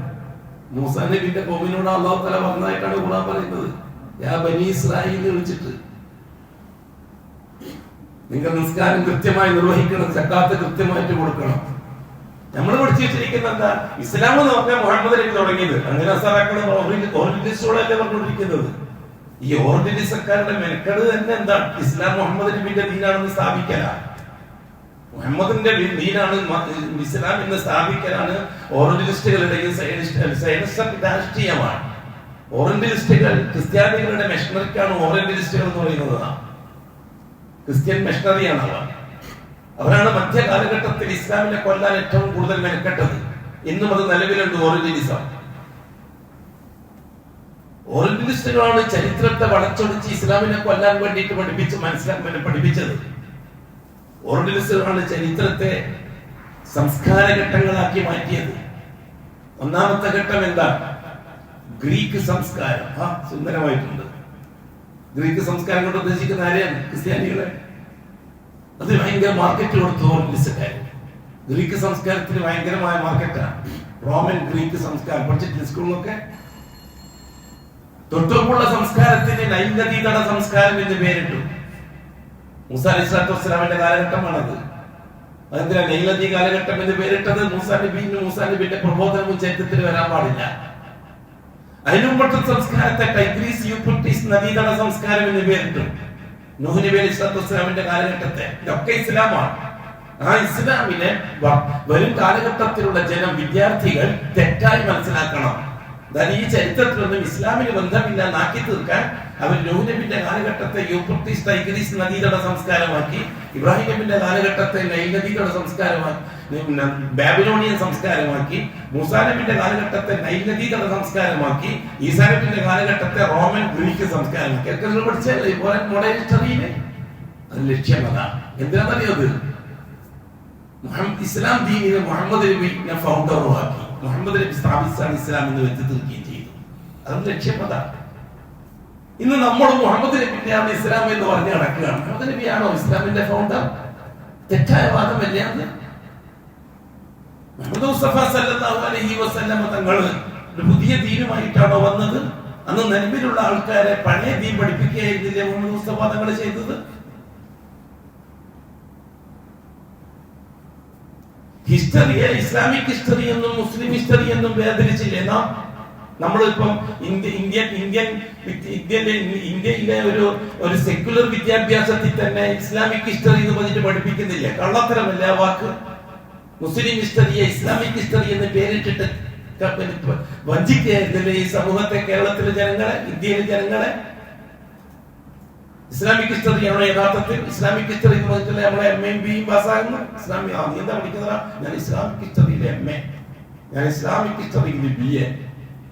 കൂട്ടരെ നൂറ്റാണ്ടുകളോളം ഇംഗ്ലീഷുകാരൻ കൊത്തിക്കുറിച്ചിട്ട കള്ളക്കഥകളെ ഇന്ത്യൻ ഭാഷകളിലേക്ക് തർജ്ജമ ചെയ്ത് പഠിപ്പിക്കുകയായിരുന്നില്ലേ ഹിസ്റ്ററി എന്ന് പറഞ്ഞിട്ട്? ഇസ്ലാമായിട്ട് യാതൊരു ബന്ധമുണ്ടായിരുന്നോ? ഇസ്ലാമിക് ഹിസ്റ്ററിയിലെ നായകൻ, ഇസ്ലാമിക് ഹിസ്റ്ററിയിലെ നായകൻ, മുസ്ലിം ഹിസ്റ്ററിയിലെ നായകൻ അക്ബർ ചക്രവർത്തി മുസ്ലിം ഹിസ്റ്ററിയിലെ നായകനാണ്. ഇസ്ലാമായിട്ട് അയാൾക്ക് എന്താണ് ബന്ധം? എന്താണ് അക്ബർ ചക്രവർത്തിക്ക് ഇസ്ലാമായിട്ട് ബന്ധം? ഇസ്ലാമിന്റെ ഘാതകനായിരുന്നില്ല അക്ബർ ചക്രവർത്തി? അയാളെ ദീനിലാഹി നോക്കിയിട്ട് മതം കൊണ്ടുവന്നിട്ടില്ലേ? അക്ബർ ചക്രവർത്തി ദീനിന്റെ പടയാളിയായിരുന്നില്ലേ? രാജ്യം ഭരിക്കാനും സുഖിച്ച് ജീവിക്കാനും ദീനുൽ ഇസ്ലാമിനെ കൊളമാക്കി ഇവിടുത്തെ ബ്രാഹ്മണ സമൂഹവുമായിട്ട് കൂട്ടുകെട്ടുണ്ടാക്കി ഒരു പുതിയ മതം ഉണ്ടാക്കുകയല്ലേ ചെയ്ത് ബ്രാഹ്മണന്മാർക്ക് വേണ്ടിയിട്ട്. അക്ബർ എങ്ങനെയാണ് ദ ഗ്രേറ്റ് ആയത്? അക്ബർ ദ ഗ്രേറ്റ് എന്നല്ലേ മുടനിഷ്ഠിക്കാനും പഠിപ്പിച്ചത്? കള്ളത്തരമല്ലേ അത്? ദീനുൽ ഇസ്ലാമിന്റെ കൊലയാളിയെ ദ ഗ്രേറ്റ് എന്ന് പഠിപ്പിക്കുന്ന ബ്രിട്ടീഷുകാരുടെ അറിവും പെറിയിട്ടല്ലേ നമ്മൾ നടക്കുന്ന ബി എക്കാരനും എം എക്കാരനുമായിട്ട്. അതേ സന്ദർഭത്തിൽ ഇസ്ലാമിക് ഹിസ്റ്ററിയിലെ നായകൻ മഹാനായ ഔറംഗസീബ് ആലംഗീരി റഹിമഹുല്ലാഹ്. എന്തേ ഔറംഗസീബിനെ ബ്രിട്ടീഷുകാരൻ പിരാന്തനാക്കി? എന്തേ ഔറംഗസീബിനെ മടയനാക്കി ബ്രിട്ടീഷുകാരൻ? മതഭ്രാന്തനാക്കി ബ്രിട്ടീഷുകാരൻ? ഔറംഗസീബ് ആലംഗീരിയിലൂടെ ഇസ്ലാം എന്താണെന്ന് പഠിക്കാൻ സാധിക്കും. അതുകൊണ്ട് ഔറംഗസീബ് ആലംഗീരി അവരെ കൂട്ടർ വേറൊരു വിഷയമുണ്ട്. ഇന്ത്യ രാജ്യത്തിന്റെ ചരിത്രം പഠിക്കുന്ന മുഗൾ രാജവംശം തികച്ചും ഷീഈ വിഭാഗമാണ്. പേർഷ്യയിൽ നിന്ന് വന്നവരാണ് അവർ. ആ ഷീഈയത്തിൽ നിന്ന് അല്പസ്വല്പം പാരമ്പര്യത്തിലേക്ക് നീങ്ങുന്ന ഔറംഗസീബ് ആലംഗീരി ബാബർ ചക്രവർത്തി മുതൽ ജഹാംഗീർ വരെയുള്ളവർ പ്യൂർ ഷിയാക്കളാണ്. അവരുടെ പാരമ്പര്യവും ഷിയാക്കളാണ്. അവർ പേർഷ്യയിൽ നിന്ന് വന്നവരാണ്. അതിൽ നിന്ന് ഷാജഹാന്റെ മകൻ ഔറംഗസീബ് മാത്രമാണ് ദീനുമായിട്ട് കുറച്ച് ബന്ധം. ദീനുൽ ഇസ്ലാമിന്റെ ദ്രോഹമല്ലാതെ മുഗളന്മാർ എന്താണ് ചെയ്തിരിക്കുന്നത്? അനുകൂലമായിട്ട് 1947 ഇന്ത്യക്ക് സ്വാതന്ത്ര്യം കിട്ടി. 75 കൊല്ലമായി ഇന്ത്യക്ക് സ്വാതന്ത്ര്യം കിട്ടിയിട്ട് ഇന്ത്യ രാജ്യം കൃത്യമായും ഒരു പരമാധികാര സ്റ്റേറ്റ് ആയി പ്രഖ്യാപിക്കപ്പെട്ടു. ഒരു സെക്യുലർ സ്റ്റേറ്റ് ആയി പ്രഖ്യാപിക്കപ്പെട്ടു. സുന്ദരമായ ഒരു ഭരണഘടന പാസാക്കി. ആ ഭരണഘടന അനുസരിച്ച് ജീവിക്കാൻ ഇന്ത്യ രാജ്യത്തിന്റെ പൗരന്മാർക്ക് അവകാശം നൽകി. ആ ഭരണഘടനയിലെ വ്യക്തി സ്വാതന്ത്ര്യത്തെയും മതസ്വാതന്ത്ര്യത്തെയും വെച്ചുകൊണ്ട് 75 കൊല്ലമായിട്ട് ഇവിടുത്തെ മതക്കാര് അവരവരുടെ മതം പ്രചരിപ്പിക്കുകയാണ് അല്ലേ? ഈ 75 കൊല്ലമായി ഇന്ത്യൻ ഭരണഘടന മാത്രം പരിഗണിച്ചുകൊണ്ട് ഇസ്ലാമിക പ്രബോധനം നടത്തുകയാണ്. ക്രിസ്തുമത പ്രചരണം, ഹിന്ദുമത പ്രചരണം ഇന്ത്യയിൽ നടക്കുകയാണ്. 1947 ശേഷം 2026 ചരിത്രം പരിശോധിച്ചാൽ ലക്ഷോപലക്ഷം മറ്റുള്ള മതത്തിൽ നിന്നുള്ള ആൾക്കാർ ദീനുൽ ഇസ്ലാമിലേക്ക് കൺവെർട്ട് ചെയ്ത് വന്നില്ലേ? ഇന്ത്യ വിഭജിക്കുന്ന സമയത്ത് പാകിസ്ഥാനിലേക്ക് പോയവരും കഴിച്ച് ബാക്കി ആകെ 4 കോടി മുസ്ലിമുകളാണ് ഉണ്ടായിരുന്നത്. ആ 4 കോടി മുസ്ലിമുകളെ അന്ന് നെഹ്റു OBCയിൽ പെടുത്തി. അങ്ങനെ പ്രത്യേക ജാതിയും അതും ഇല്ല. അങ്ങനെ അതർ പേടാക്കി. ഇവിടുത്തെ ഇന്ത്യൻ ജാതികൾ ഉൾപ്പെടുത്താൻ പറ്റില്ല മുസ്ലിമീങ്ങളെ. അങ്ങനെ നെഹ്റു അല്ലേ അന്ന് OBC ഉണ്ടാക്കിയത്? OBC എന്ന് പറഞ്ഞാൽ പച്ച മലയാളം ചപ്പ് ചമറ് പാർട്ടി. എന്ത് ചെയ്യാ? അതർ ബാക്ക്വേർഡ് കാസ്റ്റ് എന്ന് പറഞ്ഞാൽ മലയാളം നിർക്കുന്ന മലയാളം ചപ്പ് ചമറ് പാർട്ടി. അഡ്രസ് ഇല്ലാത്ത പാർട്ടി. കടൽ തൊഴിലാളി മീൻ പിടിക്കാൻ പോകും കടലിൽ. വൈകുന്നേരം അല്ലെങ്കിൽ രാവിലെ മീനുമായിട്ട് വരും. മത്സ്യത്തൊഴിലാളികൾ ക്യൂ നിൽക്കും കൊട്ടയായിട്ട്. എന്തെല്ലാം അവിടെ മത്സ്യമുള്ളത്? നല്ല അയക്കൂറുണ്ട്. എങ്ങനെ വില? 500 രൂപ കിലോയ്ക്ക്. പിന്നെന്താ ഉള്ളത്? നല്ല ആവലിയുണ്ട്. എങ്ങനെ വില? ആവലിക്ക വില കൂടുതൽ അയക്കൂർക്ക. ഈ മുസ്ലിംമാർക്ക് പിള്ളിട്ടേ ശീലമുള്ളൂ. പൈസ കൊടുത്ത് വാങ്ങിയിട്ട് ശീലമില്ല. അറിയില്ല. എന്ത് സന്തോഷത്തിലെ കേട്ടപ്പോ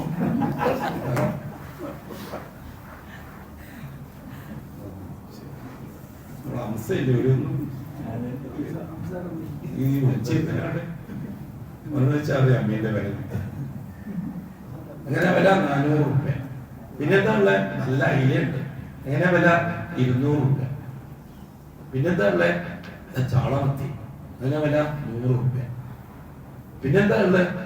പിന്നെ പ്രത്യേക പേരുള്ള ഒന്നുമില്ല. കുറെ എന്തല്ലോ എങ്ങനെ വില?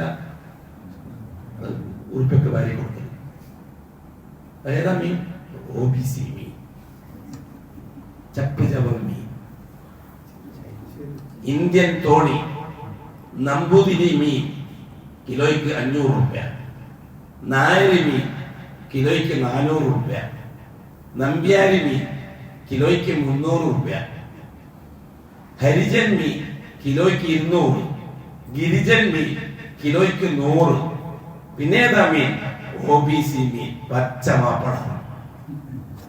OBC മീൻ, ഇന്ത്യൻ തോണിയിലെ OBC മീൻ. 1950 OBC, 2026 30 കോടി മുസ്ലിമീങ്ങളുണ്ട്. അന്ന് 4 കോടി, ഇന്ന് 30 കോടി മുസ്ലിമീങ്ങളുണ്ട് ഇന്ത്യയിൽ. ഇപ്പോഴും OBC. അള്ളാന്റെ തൗഫീഖോടെ 150 കോടി ആയാലും ഈ OBC എത്തുന്ന രക്ഷപ്പെടാൻ ഇന്ത്യൻ മുസ്ലിങ്ങൾക്ക് കഴിയില്ല. ഇതേ പോക്ക് പോവുകയാണെങ്കിൽ. കാരണം എന്താ പറയാ, ഒന്നാമത് രാഷ്ട്രീയക്കാരെല്ലാം OBC നിലനിർത്താൻ വേണ്ടിയിട്ട് റോട്ടറിയിട്ട് സിന്ദാബാദ് വിളിക്കുക, OBC നിലനിർത്തി കിട്ടാൻ. നമ്മൾ ആഗ്രഹിക്കുന്നത് എന്താണ്, എപ്പോഴാണോ അതൊന്ന് ഒഴിവായി കിട്ടുക. എന്നിട്ട് നമ്പൂതിരി മീൻ, നായരി മീനൊക്കെ പറയും വിലയുള്ള മീനാകൽ എപ്പോഴാണ് എന്ന്. അള്ളാഹു റസൂൽ പറഞ്ഞ ചപ്പു ചവറി മീൻ ഉറുപ്പ്യക്ക് വാരി കൊടുക്കുന്ന ഇന്ത്യൻ മുസ്ലിമീങ്ങൾ ആരാണ് കാരണക്കാരൻ?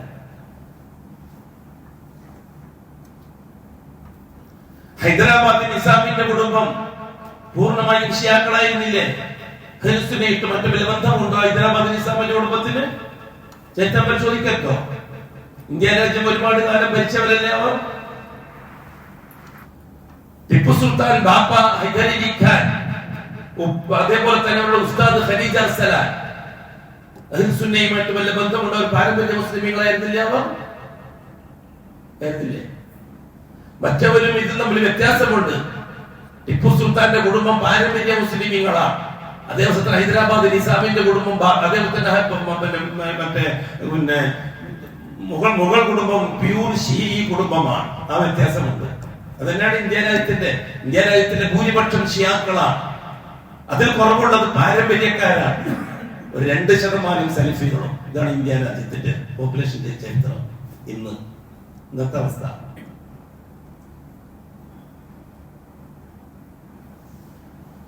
അല്ലാഹു സുബ്ഹാനഹു വ തആല വളരെ കൃത്യമായിട്ട് ദീനുൽ ഇസ്ലാമിന്റെ ചരിത്രം പഠിപ്പിച്ചു തന്നിട്ടില്ലേ? അഷ്റഫുൽ ഖൽഖ് വരെ ഒരു നബിയെയും അയക്കാതിരിക്കാൻ കാരണം അല്ലാഹു ഉദ്ദേശിക്കുന്ന ദീൻ കഅബയെ കേന്ദ്രമാക്കിക്കൊണ്ട് നിലനിൽക്കുന്നുണ്ട് എന്നതുകൊണ്ടല്ലേ നബിയും റസൂലും വരാതിരുന്നത്? അതോ ഖുറൈശി വിഭാഗത്തെ ഇബ്രാഹിമിന്റെ പൊന്നുമോൻ ഇസ്മായിലിന്റെ കുടുംബത്തെ അല്ലാഹു അവഗണിച്ചതാണെന്ന് പറയാൻ ന്യായമുണ്ടോ? നമുക്ക് പറയാൻ പറ്റുമോ അങ്ങനെ? ഇസ്മായിലിന്റെ കാലത്തിന് ശേഷം 4000 കൊല്ലത്തോളം അല്ലാഹുവിന്റെ ദീനുൽ ഇസ്ലാമിന്റെ അടിസ്ഥാന പ്രമാണമായ തൗഹീദിൽ നിന്ന് ഖുറൈശി വിഭാഗം തെറ്റിയിട്ടില്ല എന്നതുകൊണ്ടല്ലേ റസൂൽ വരാതിരിക്കാൻ കാരണം? അതേ സന്ദർഭത്തിൽ ഇബ്രാഹിമി മില്ലത്തിനെയും ശരീഅത്തിനെയും തർബിയത്തിന് വേണ്ടി അല്ലാഹു നിലനിർത്തിയതല്ലേ? എന്താ ഇവിടുത്തെ ഉലമാക്കൾക്ക് ഉണ്ടാക്കമില്ലാത്തത്? എന്താ നേതാക്കന്മാർക്ക് ഉണ്ടാക്കമില്ലാത്തത്? മുദരിസുകളും ഖത്തീബുമാരും ഖാദിമാരും ഒക്കെ ചർച്ച ചെയ്യേണ്ട വിഷയമല്ലേ ഇത്? മിമ്പറുകളും മെഹ്റാബുകളും പാരമ്പര്യം പറയാനുള്ളതല്ല, അടിസ്ഥാനം പറയാനുള്ളതാ. 98% മിമ്പറുകളും മെഹ്റാബുകളുടെ ഷീഈ ഭൂരിപക്ഷത്തിന്റെ കയ്യിലല്ലേ? 2% മിമ്പറല്ലേ ഉള്ളൂ സലഫിയുടെ കയ്യിൽ. അതാവട്ടെ 150 ഗ്രൂപ്പ്. ആകെ 2% ഉള്ളൂ. അത് 150 ഗ്രൂപ്പ്. 98% ഉള്ളത് ഗ്രൂപ്പായ രസമുണ്ട്. അങ്ങനെ ഉണ്ടല്ലോ, കുറേ മക്കളും കുറേ കുടുംബമാകുമ്പോ ശരിയായി വ്യത്യാസമൊക്കെ വരുമല്ലോ. ഒരു ഉപ്പി ആകെ 2 മക്കളോ, അവർക്കെന്താ വ്യത്യാസം? അവിടെ സുഖമായി ജീവിച്ചൂടെ അവർക്ക്? ആ ഉപ്പൊക്കെ 2 മക്കൾക്കോ?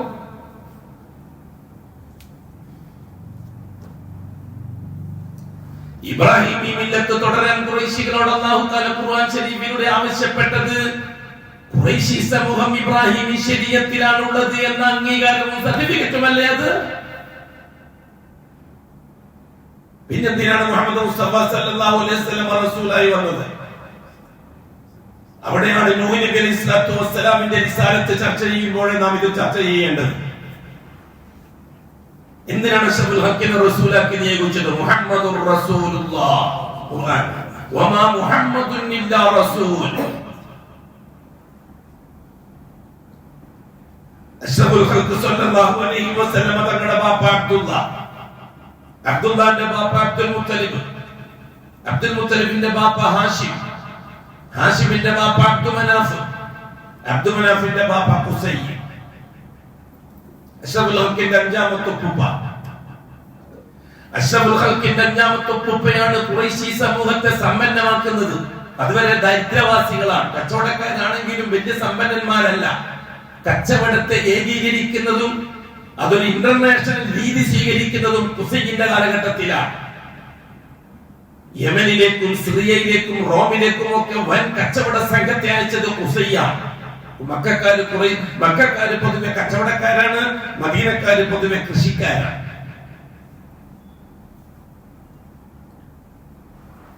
അങ്ങനെ ഖുസൈയും കൂട്ടരും സിറിയയിലേക്ക് ഒരു കച്ചവട സംഘവുമായിട്ട് പോയപ്പോൾ അന്ന് മൂസ അലൈഹിസ്സലാത്തു വസ്സലാമിന്റെ ഖൗമിനെ മരുഭൂമിയിൽ സഞ്ചരിപ്പിച്ചപ്പോൾ കണ്ടതുപോലെ ഒരു കഥ കണ്ടു. എന്താണ് ആ കഥ?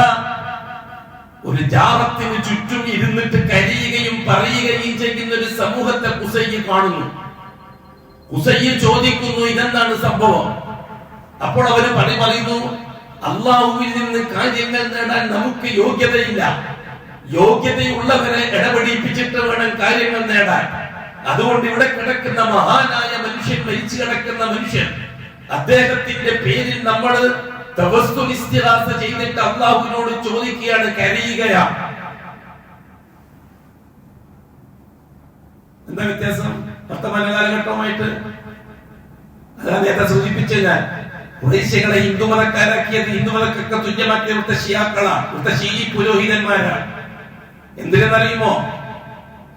ഇവര് ചെയ്യുന്ന തോന്നിവാസം ഒന്നും ശിർക്കല്ല എന്നാക്കി തീർക്കാൻ ഖുർആൻ ഇറങ്ങിയത് മുശ്രിക്കീങ്ങൾക്കാണ്. ആ മുശ്രിക്കീങ്ങൾ ഇവിടുത്തെ ഹിന്ദു. അഥവാ ഖുർആൻ പറയേണ്ടത് ഇവിടുത്തെ ഹിന്ദുക്കളോടാണ്. ഈ പറയുന്ന പാരമ്പര്യക്കാരോടെല്ലാം ആക്കി തീർത്തിട്ട് ജാറത്തെ സ്ഥിരീകരിക്കണം.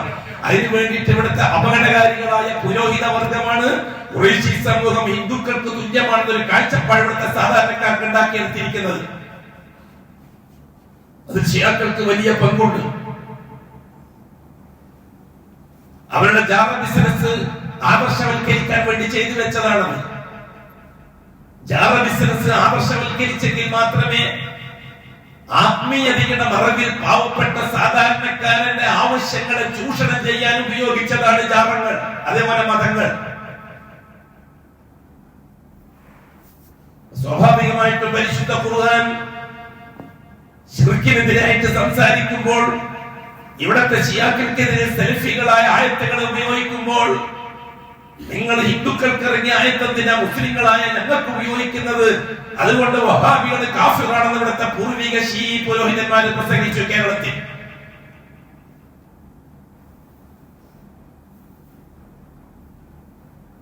എന്താണ് ചരിത്രപരമായ യാഥാർത്ഥ്യം? ഇന്ന് പരിശുദ്ധ ഖുർആൻ ദഅവത്ത് ചെയ്യേണ്ടത് ഇവിടുത്തെ പാരമ്പര്യക്കാരോടല്ല, ഹിന്ദുക്കളോടാണോ ക്രിസ്ത്യാനികളോടാണോ? ഇവിടുത്തെ ഹിന്ദുക്കൾ അല്ലാഹുവിന് ഷഹാദത്ത് കൊടുത്തവരാണോ? ആണോ? ഇവിടുത്തെ ഏതെങ്കിലും ഒരു ആര്യ അമ്പലത്തിൽ അശ്ഹദു അല്ലാ ഇലാഹ ഇല്ലല്ലാഹു വഅശ്ഹദു അന്ന ഇബ്രാഹിം റസൂലുള്ളാഹി എന്ന് വിളിച്ചു പറയുന്നുണ്ടോ? ഏതെങ്കിലും ദ്രാവിഡ അമ്പലത്തിൽ അശ്ഹദു അല്ലാ ഇലാഹ ഇല്ലല്ലാഹു വഅശ്ഹദു അന്ന നൂഹൻ റസൂലുള്ളാഹി എന്ന് വിളിച്ചു പറയുന്നുണ്ടോ? ഏതെങ്കിലും ഒരു ജൂത സിനഗോഗിൽ അശ്ഹദു അല്ലാ ഇലാഹ ഇല്ലല്ലാഹു വഅശ്ഹദു അന്ന മൂസ റസൂലുള്ളാഹി എന്ന് വിളിച്ചു പറയുന്നുണ്ടോ? ഇവിടുത്തെ ജൂതന്മാര് ഷഹാദത്തിലാണോ? ഏതെങ്കിലും ക്രിസ്ത്യാനിന്റെ ചർച്ചിൽ അശ്ഹദു അല്ലാ ഇലാഹ ഇല്ലല്ലാഹു വഅശ്ഹദു അന്ന ഈസാ റസൂലുള്ളാഹി എന്ന് വിളിച്ചു പറയുന്നുണ്ടോ? എന്ന് വെച്ചാൽ ഈ മതക്കാരൊന്നും ഷഹാദത്തിലല്ല എന്നല്ലേ മനസ്സിലാകുന്നത്.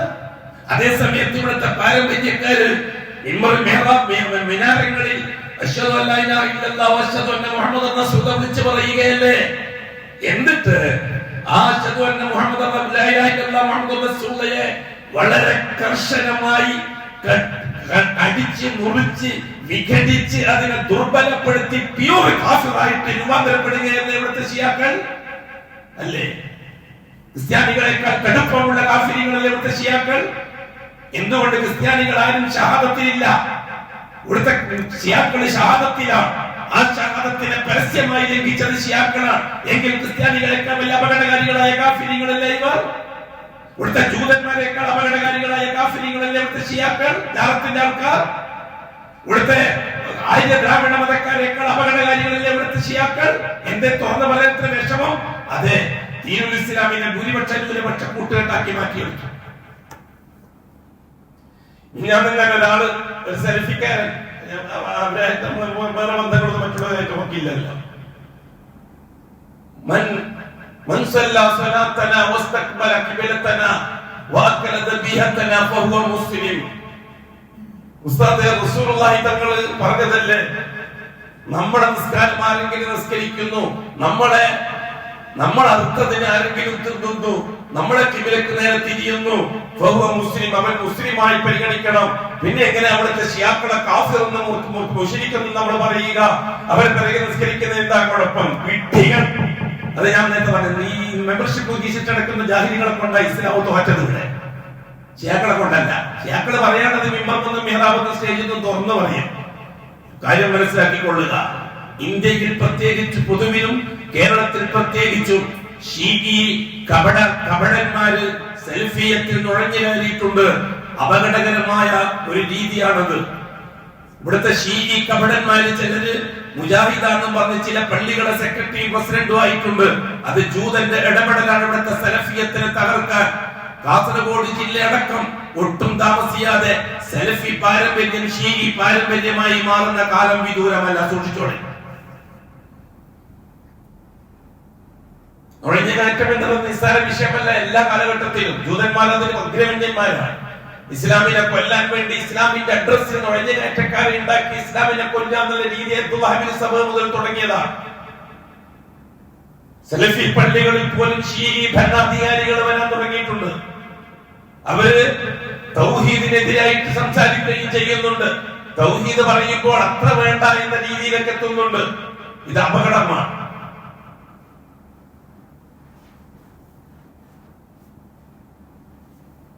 ബഹുമാനമുള്ള സഹോദരന്മാരെ, സ്നേഹിതന്മാരെ, 313 മുർസലീങ്ങളും മുമ്പ് വന്ന പ്രവാചകന്റെ അഡ്രസ്സിലുള്ള ഷഹാദത്തിനെ നിഷേധിച്ചപ്പോൾ ആ ഷഹാദത്തിലേക്ക് തിരിച്ചു വിളിക്കാനല്ലേ പ്രവാചകന്മാര് വന്നത്? അതോ നിലവിലുള്ള മതക്കാരെ മതം മാറ്റിയിട്ട് മുസ്ലിമാക്കാനാണോ പ്രവാചകന്മാര് വന്നത്? എന്നിട്ട് ഈ ഹദീസ് എന്താ പറഞ്ഞേ? അങ്ങനെയാണെങ്കിൽ ഞാൻ ചോദിക്കട്ടെ, കൃത്യമായിട്ട് കേട്ടോളൊക്കെ മറുപടിയും തരണം. എങ്കിൽ ഖാദിയാനികളെ പിറകിൽ നിസ്കരിക്കുന്നത് എന്താണ് തെറ്റ്? ഈ പറയുന്ന രീതി ശരിയാണെങ്കിൽ ഖാദിയാനികളെ പിറകിൽ നിസ്കരിക്കുന്നത് എന്താണ് തെറ്റ്? ഞാൻ സലഫികളോടാണ് ചോദിക്കുന്നത്. ഖാദിയാനികൾ കാഫിറാണെന്നല്ലേ നാം ഇപ്പോഴും പറഞ്ഞുകൊണ്ടിരിക്കുന്നത്? ഖാദിയാനികളെ പള്ളിയിൽ പോയിട്ട് നമ്മൾ നിസ്കരിക്കാറുണ്ടോ? ഖാദിയാനികളെ ഇമാമിനെ തുറന്ന് നിസ്കരിക്കാറുണ്ടോ? ഖാദിയാനികളെ പെണ്ണിനെ കെട്ടാറുണ്ടോ? ഖാദിയാനികളെ വീട്ടിൽ ചെന്നിട്ട് ബിരിയാണി തൊണ്ട നിറച്ചും തിന്നാറുണ്ടോ? കല്യാണത്തിന്റെ പേരും പറഞ്ഞിട്ട് ഉണ്ടോ? എന്താ കാര്യം? ഖാദിയാനികൾ കാഫിറാണ്. എങ്ങനെ കാഫിറായി? ഇവിടുത്തെ ഷിയാക്കൾ കാഫിർ അല്ലെങ്കിൽ ഔലവിയത്ത് കൊണ്ട് ഖാദിയാനികൾ കാഫിറല്ല. കാരണം ഖാദിയാനികൾ ഷിയാക്കളെക്കാൾ അപകടകാരികളല്ല. ഖാദിയാനികൾ കൃത്യമായി 5 നേരം നിസ്കരിക്കുന്നവരല്ലേ ഖാദിയാനികൾ?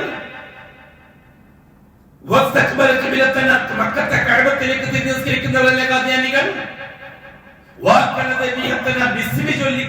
തിന്നുന്നവരല്ലേ ഖാദിയാനികൾ? എന്തെങ്കിലും വ്യത്യാസമുണ്ടോ അവർ നിസ്കാരത്തിൽ? ലാ ഇലാഹ ഇല്ലല്ലാഹ്ക്കെതിരാണോ അവർ? ലാ ഇലാഹ ഇല്ലല്ലാഹ് അല്ലാഹുമായി ബന്ധപ്പെട്ട എന്തിനെങ്കിലും നിഷേധിക്കുന്നുണ്ടോ അവർ? രണ്ടാമത്തെ ഷഹാദയിലെ ഒരൈറ്റത്തെ നിഷേധിച്ചുകൊണ്ടല്ലേ അവരെ കാഫിർ എന്ന് പറഞ്ഞത്? രണ്ടാമത്തെ ഷഹാദ സഹിയാകാൻ 5 കാര്യങ്ങൾ അറിഞ്ഞിരിക്കണം. ഒന്ന്, മുഹമ്മദിയത്ത് അറിഞ്ഞിരിക്കണം. എന്റെ പ്രവാചകൻ മുഹമ്മദേ ആകാവൂ. അത് രണ്ടാമത്തെ ഷഹാദ സഹിയാകാനുള്ള ഷർത്താണ്. ഞാൻ അംഗീകരിക്കുന്ന പ്രവാചകൻ മുഹമ്മദ് മാത്രമേ ആകാവൂ. മുഹമ്മദ് അല്ലാത്ത വേറൊരാളാകാൻ പാടില്ല. അത് രണ്ടാമത്തെ ഷഹാദ സഹിയാകാനുള്ള ഷർത്താണ്. രണ്ടാമത്തെ അബുദിയത്ത്. എന്റെ പ്രവാചകൻ 100% അടിമയാണ്. ഉടമയുടെ ഒരു അംശം പോലും എന്റെ പ്രവാചകന് ചേരാൻ പാടില്ല. അബുദിയത്ത്. രണ്ടാമത്തെ ഷഹാദ സഹിയാവുള്ളൂ. ഇതൊക്കെ ചർച്ച ചെയ്യുന്ന സമയം പോകും. നോമ്പോ കഴിയുന്നില്ല. പൊതുവെ അത് ഏക്കാറില്ല. വ്യവസായം വിളിച്ചുകൊണ്ട് മാത്രമാണ് വന്നത്. ബുദ്ധിമുട്ടുണ്ട്. നോമ്പല്ലേ, വയസ്സായി, 70 വയസ്സായി. എല്ലാവരെ കണ്ടുമുട്ടാൻ സമയമായി. ആഗ്രഹവും മനസ്സിൽ വരാൻ തുടങ്ങിയിട്ടുണ്ട്. അതുകൊണ്ട് കൂടുതൽ പ്രശ്നങ്ങൾക്കൊന്നും ഞാനില്ല. പറയാനുള്ളതല്ല ഞാൻ പറഞ്ഞിട്ടുണ്ട് 2 കൊല്ലം മുമ്പ്. ഇപ്പൊ ഞാൻ വിശ്രമത്തിനാണ്. ഇപ്പൊ എല്ലാവരും പറയാൻ തുടങ്ങിയപ്പോ ഞാൻ വിശ്രമത്തിലാകാൻ തീരുമാനിച്ചു. അന്ന് ഞാൻ മാത്രം, എല്ലാവരും എന്നെ കടിച്ച് കീറി. എത്രത്തോളം ഞാൻ KNMന്റെ സഹചാരി ആയതുകൊണ്ട് അന്ന് KNMനെതിരെയുള്ള സലഫി സംഘടനകൾ പോലും എന്നെ കടിച്ചു കീറി അന്ന് ഹമാസുമായി ബന്ധപ്പെട്ട വിഷയം സംസാരിച്ചപ്പോൾ. ഇന്ന് അൽഹംദുലില്ലാഹ് സലഫി ഗ്രൂപ്പുകളെല്ലാം ഒന്നിനൊന്ന് മെച്ചമായിട്ട് സംസാരിച്ചു തുടങ്ങിയിട്ടുണ്ട്. അപ്പൊ ഞാൻ വിശ്രമിക്കാൻ തീരുമാനിച്ചു. ആ വിഷയത്തിലേക്ക് കടക്കുന്നില്ല. ഞാൻ വിശ്രമത്തിലാണ്. ഇനി ഇവരെല്ലാം ജോലി ചെയ്യട്ടെ. അൽഹംദുലില്ലാഹ് ഓരോ പ്രസംഗങ്ങൾ ഇങ്ങനെ കേൾക്കുമ്പോൾ സന്തോഷം തോന്നുന്നുണ്ട് മനസ്സിൽ. അടുത്ത ഒരാഴ്ച ഇപ്പുറത്തായിട്ട്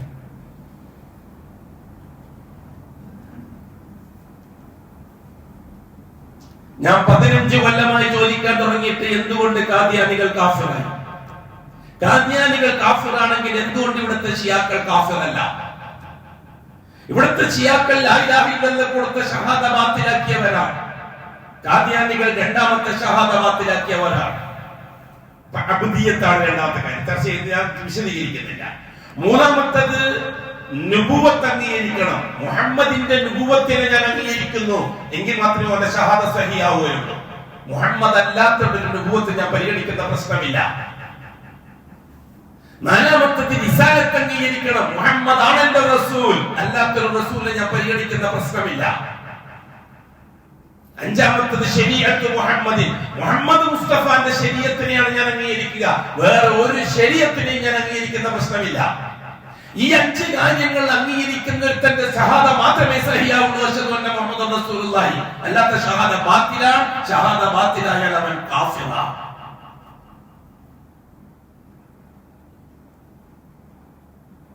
ഇവിടുത്തെ ഖാദിയാനികൾക്ക് പ്രശ്നമുണ്ടായത് അഷ്റഫുൽ ഖൽഖിന്റെ മുഹമ്മദിയത്തിനെ നിഷേധിക്കുന്നുണ്ടോ ഖാദിയാനികൾ? അഷ്റഫുൽ ഖൽഖിന്റെ അബ്ദിയത്തിനെ നിഷേധിക്കുന്നുണ്ടോ ഖാദിയാനികൾ? അഷ്റഫുൽ ഖൽഖിന്റെ മൂന്നാമത്തെ യോഗ്യതയായ നുബുവത്തിലാണ് പ്രശ്നമുണ്ടായത്. ഖാദിയാനികൾ പറഞ്ഞു, അഹ്മദ് മിർസ ഗുലാം അഹ്മദ് ഖാദിയാനി പറഞ്ഞു, മുഹമ്മദ് നബി അവസാനത്തെ നബി അല്ല. മുഹമ്മദ് നബി കൊണ്ടുവന്ന ദീൻ അതേ രീതിയിൽ ഉമ്മത്തിന് തർബിയത്ത് കൊടുക്കാൻ ഇനിയും നബിയാവാം. ആ നബിയാണ് ഞാൻ.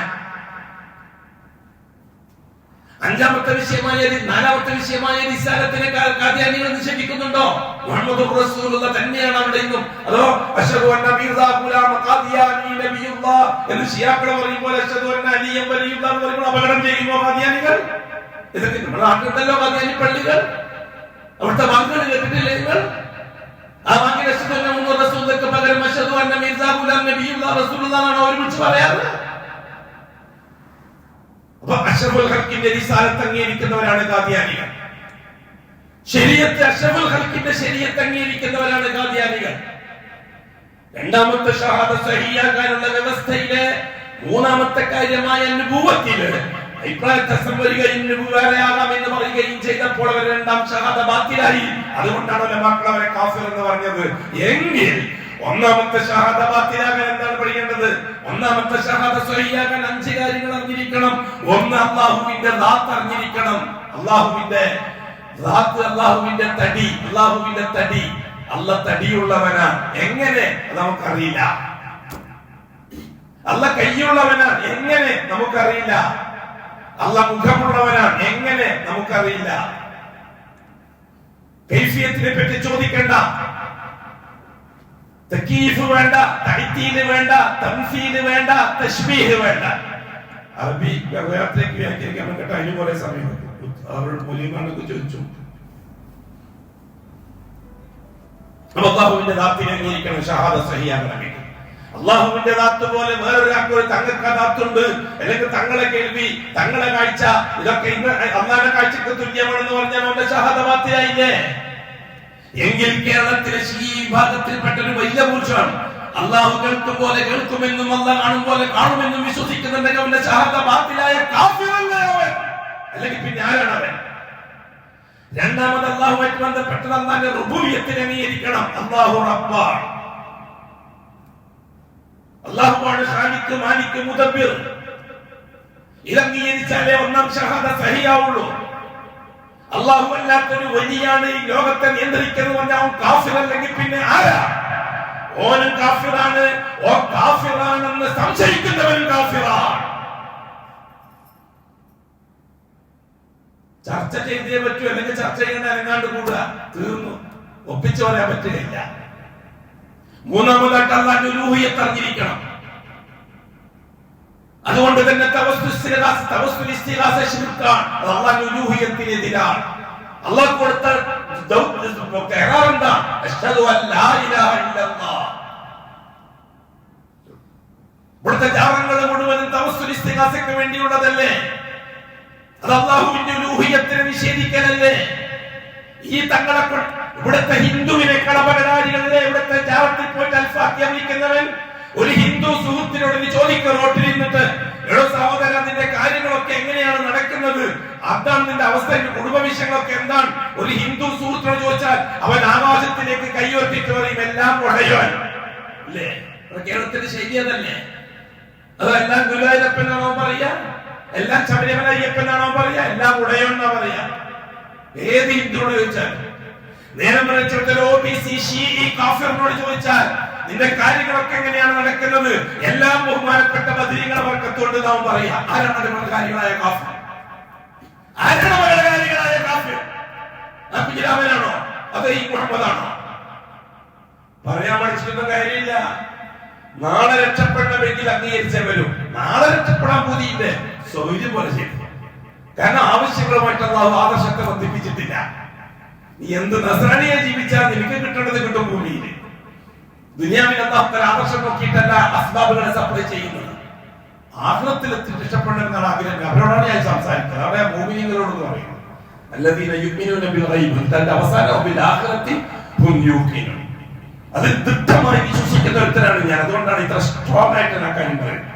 മനസ്സുള്ളവർക്ക് അംഗീകരിക്കാം, അല്ലാത്തവർക്ക് തള്ളാം. ഫമൻ ശാഅ ഫൽയുമിൻ വമൻ ശാഅ ഫൽയക്ഫുർ. ഇവിടുത്തെ ജാല സംവിധാനങ്ങളും അതുമായി ബന്ധപ്പെട്ടത് മുഴുവൻ അല്ലാഹുവിന്റെ ഉലൂഹിയത്തെ നിഷേധിക്കാനുള്ളതല്ലേ? നാലാമതായിട്ട് അല്ലാഹുവിന്റെ അസ്മാഉകൾ, അല്ലാഹുവിന് മെച്ചപ്പെട്ട ചില പേരുകളുണ്ട്. ആ പേരുകളിൽ അല്ലാഹ് മാത്രമേ ഉണ്ടാകാവൂ, വേറെ ഉണ്ടാകാൻ പാടില്ല. എന്നിട്ടും CM മുസ്ലിയാർക്ക് മുദബ്ബിർ എന്ന് പേരിട്ടില്ലേ? അല്ലാഹുവിന്റെ അസ്മാഇയുടെ കുഫറല്ലേ അത്? അല്ലാഹു മാത്രമല്ലേ മുദബ്ബിറാകാൻ പറ്റുള്ളൂ? എന്നിട്ട് ഏതോ കോഴിക്കോട്ടുകാരൻ മുസ്ലിയാർ മുദബ്ബിർ എന്ന് പറഞ്ഞാൽ അവൻ കാഫിർ അല്ലെങ്കിൽ പിന്നെ ആരാ? അഞ്ചാമത്തെ കാര്യം, അല്ലാഹുവിന്റെ സിഫാത്തുകളെ അറിഞ്ഞിരിക്കണം. അല്ലാഹുവിനുള്ള സിഫത്ത് വിശേഷണം വേറൊരാൾക്ക് ഉണ്ടാകാൻ പാടില്ല. അലി അല്ലാഹുവിന്റെ പകരക്കാരനാണെന്ന് ശിയാക്കൾ പറഞ്ഞു. ഇപ്പോഴും ഇറാനിയൻ ശിഈയത്തിന്റെ ഭാഗം അതാ. അലിയാണ് അവരുടെ നായകൻ. അതുകൊണ്ടാണ് മുഹമ്മദ് റസൂലുള്ളാഹി അവർ ചർച്ച ചെയ്യാത്തത്. ഏതെങ്കിലും ഒരു ശിഈ പുരോഹിതന്റെ നാവിൽ നിന്ന് മുഹമ്മദ് റസൂലുള്ളാഹി കേട്ടാൽ തെളിയിക്കാൻ കഴിയില്ല. അവർ അല്ലാഹനെ പറയും, ഉടൻ തന്നെ ഇമാമിങ്ങളിലേക്ക് കടക്കും. മുഹമ്മദ് റസൂലുള്ളാഹിനെ ചർച്ച ചെയ്യില്ല ശിയാക്കൾ. ഇവിടുത്തെ ശിയാക്കൾ, നമ്മുടെ നാട്ടിലെ ശിയാക്കൾ അല്ലാഹനെ ചർച്ച ചെയ്യാത്തതുപോലെ ഇവിടുത്തെ ശിയാക്കൾ അല്ലാഹ്ക്ക് പകരം ഔലിയാക്കളെയാണ് ചർച്ച ചെയ്യുക. ഔലിയാക്കളെ വേണ്ടിയിട്ടാണ് മുഹമ്മദ് റസൂലുള്ളാഹിനെ ചർച്ച ചെയ്യുക. ഇതൊക്കെ കൃത്യമായി വേർതിരിച്ച് പഠിച്ചേ പറ്റും. ഒന്നാമത്തെ ഷഹാദത്ത് സഹിയാകാണ്ട 5 സിഫത്തും ബാത്തിലാക്കിയവരല്ലേ ഈ ഇവിടുത്തെ ശിയാക്കള്.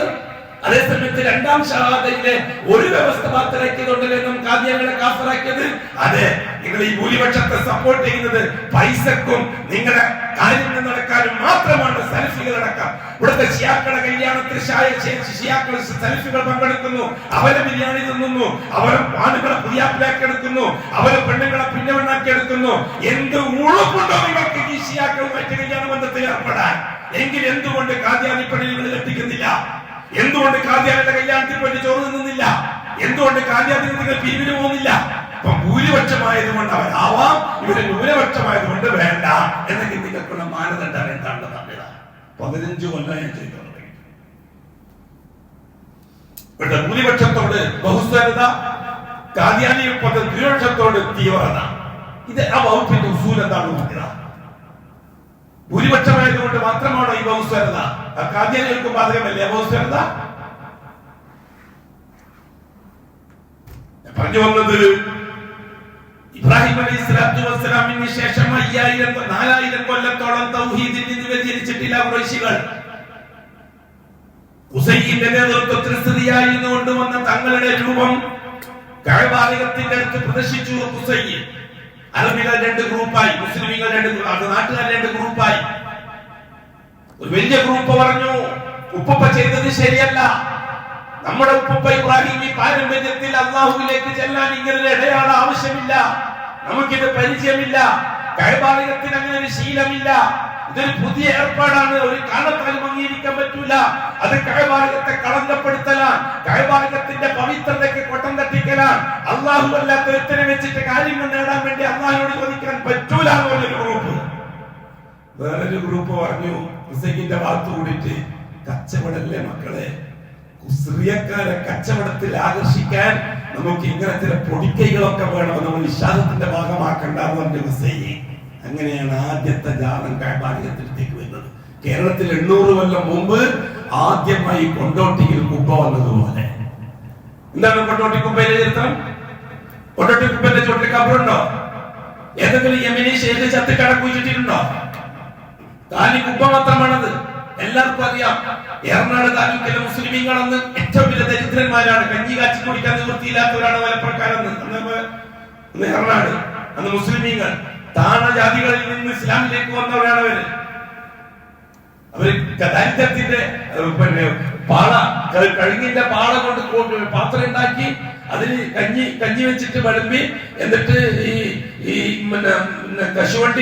കശുമാവിന്റെ ഇല കയ്യിലാക്കിയിട്ട് കോരി കുടിക്കും. അന്ന് നമുക്ക് ഓർമ്മയുണ്ട് പഴയ കാലത്ത് പള്ളികളിൽ നേർച്ചക്കഞ്ഞി കഞ്ഞി ഉണ്ടാവും റമദാൻ മാസത്തിന്. ഇത് പാളയില കൊടുക്കുക, പാത്രയിലായിട്ട്. കയ്യിൽ സ്പൂണില്ലാത്തോണ്ട് ഈ കശുമാവിന്റെ ഇല കൂട്ടിട്ടാ കുടിക്കുക. ഇങ്ങനെ ഇങ്ങനെ കുടിക്കും. അതിനായിട്ട് നമ്മുടെ പള്ളിയിലേക്ക് പോകും നേർച്ചക്കഞ്ഞി കുടിക്കാൻ. നേർച്ചക്കഞ്ഞി എന്ന് പറഞ്ഞാൽ അതുപോലെ ആരും പേരിലല്ല, റമദാൻ കഞ്ഞി. ഇച്ചിരി വിശപ്പടക്കാൻ അതാണ് വൃത്തി. എന്റെ ചെറുപ്പത്തിനെക്കാളും ഓർമ്മയുണ്ട് ദാരിദ്ര്യത്തിന്റെ കെട്ടുകെട്ടുത്ത കാലഘട്ടം. അന്ന് യമനിൽ നിന്ന് വന്ന സൂഫി ശേഖികൾ ജൂതന്റെ നേതൃത്വത്തിൽ സ്ഥാപിച്ചതല്ലേ കുബ്ബ. ആ കുബ്ബക്ക് അങ്ങനെയല്ലേ കൊണ്ടോട്ടി നേർച്ചയുണ്ട്. ഈ കുബ്ബന്റെ പേരിലല്ലേ കൊണ്ടോട്ടി നേർച്ചയുണ്ടായത്. ആ കൊണ്ടോട്ടി നേർച്ചയുടെ ഉദ്ദേശം തന്നെ തെരുവ് ബിസിനസ് അല്ലേ. വീട്ടിൽ നിന്ന് പലഹാരങ്ങളും മറ്റും ഉണ്ടാക്കി തെരുവിൽ കൊണ്ടുവന്ന ആണും പെണ്ണും വിറ്റ് കിട്ടുന്ന കാശ് കൊണ്ട് 5-6 മാസം ജീവിക്കും. അതിനു വേണ്ടിയുള്ളതായിരുന്നില്ലേ കൊണ്ടോട്ടി കുബ്ബയും കുബ്ബയോടനുബന്ധിച്ചുള്ള ഉറൂസും നേർച്ച, കുബ്ബ നേർച്ചയും കൊണ്ടോട്ടി നേർച്ച. നൂറ്റാണ്ടുകൾക്ക് ശേഷം സൈനുദ്ദീൻ മഖ്ദൂം അതിനെ ഘടിതമായി വിമർശിച്ചു. സൈനുദ്ദീൻ മഖ്ദൂം പൊന്നാനിയിൽ താമസമാക്കിയപ്പോൾ കാണുന്ന കാഴ്ച, കുബ്ബ കേന്ദ്രമാക്കിക്കൊണ്ട് കൊടിയ ശിർക്കിലേക്ക് മുസ്ലിമീങ്ങൾ പോകുന്ന കാഴ്ച. അതിനെതിരായിട്ട് അദ്ദേഹം പൊന്നാനി വലിയ പള്ളിയിൽ പ്രസംഗിച്ചു. അങ്ങനെയാണ് കൊണ്ടോട്ടി ശേഖന്മാർ സൈനുദ്ദീൻ മഖ്ദൂമിനെതിരായത്. അങ്ങനെ 2 ഗ്രൂപ്പായി. ഒന്ന് പൊന്നാനിക്കൈ, മറ്റേത് കൊണ്ടോട്ടിക്കൈ. പൊന്നാനിക്കൈ എന്ന് പറഞ്ഞ സലഫി ഗ്രൂപ്പ്, കൊണ്ടോട്ടിക്കൈ എന്ന് പറഞ്ഞ ഷീഈ ഗ്രൂപ്പ്. അങ്ങനെ കേരളത്തിൽ ആദ്യമായി 800 കൊല്ലം മുമ്പ് 900 കൊല്ലം മുമ്പ് ഗ്രൂപ്പുണ്ടായത്. പൊന്നാനിക്കാർ മാസം കണ്ട കൊണ്ടോട്ടിക്കാർ എടുക്കൂല. കാരണം പൊന്നാനിക്കാർ അവരെ ദൃഷ്ടിക്ക് സലഫികളാണ്. പൊന്നാനി മാസം കണ്ടാൽ ഇപ്പോഴും എടുക്കൂല, കാരണം അവര് ഷീഈകളാണ്.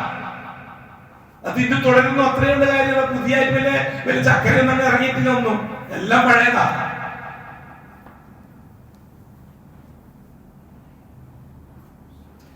ഇബ്രാഹിം അലൈഹിസ്സലാത്തു വസ്സലാമിന്റെ പാരമ്പര്യത്തിൽ 4000 കൊല്ലത്തിന് ശേഷം കഅബാലയത്തിന്റെ മുറ്റത്ത് മരിച്ചുപോയ മഹാന്മാർക്ക് സ്മാരകങ്ങൾ ഉണ്ടാക്കി തവസ്സുൽ ഇസ്തിഗാസയും ഇലാഹദ്റത്തിയും തുടങ്ങിയപ്പോൾ അത് വ്യാപിക്കാൻ വേണ്ടി തുടങ്ങി. ബാത്തിൽ എപ്പോഴും ബാത്തിൽ പ്രതികരിക്കാൻ വേണ്ടിയിട്ട് കൂടുതൽ പരസ്യം വേണ്ട.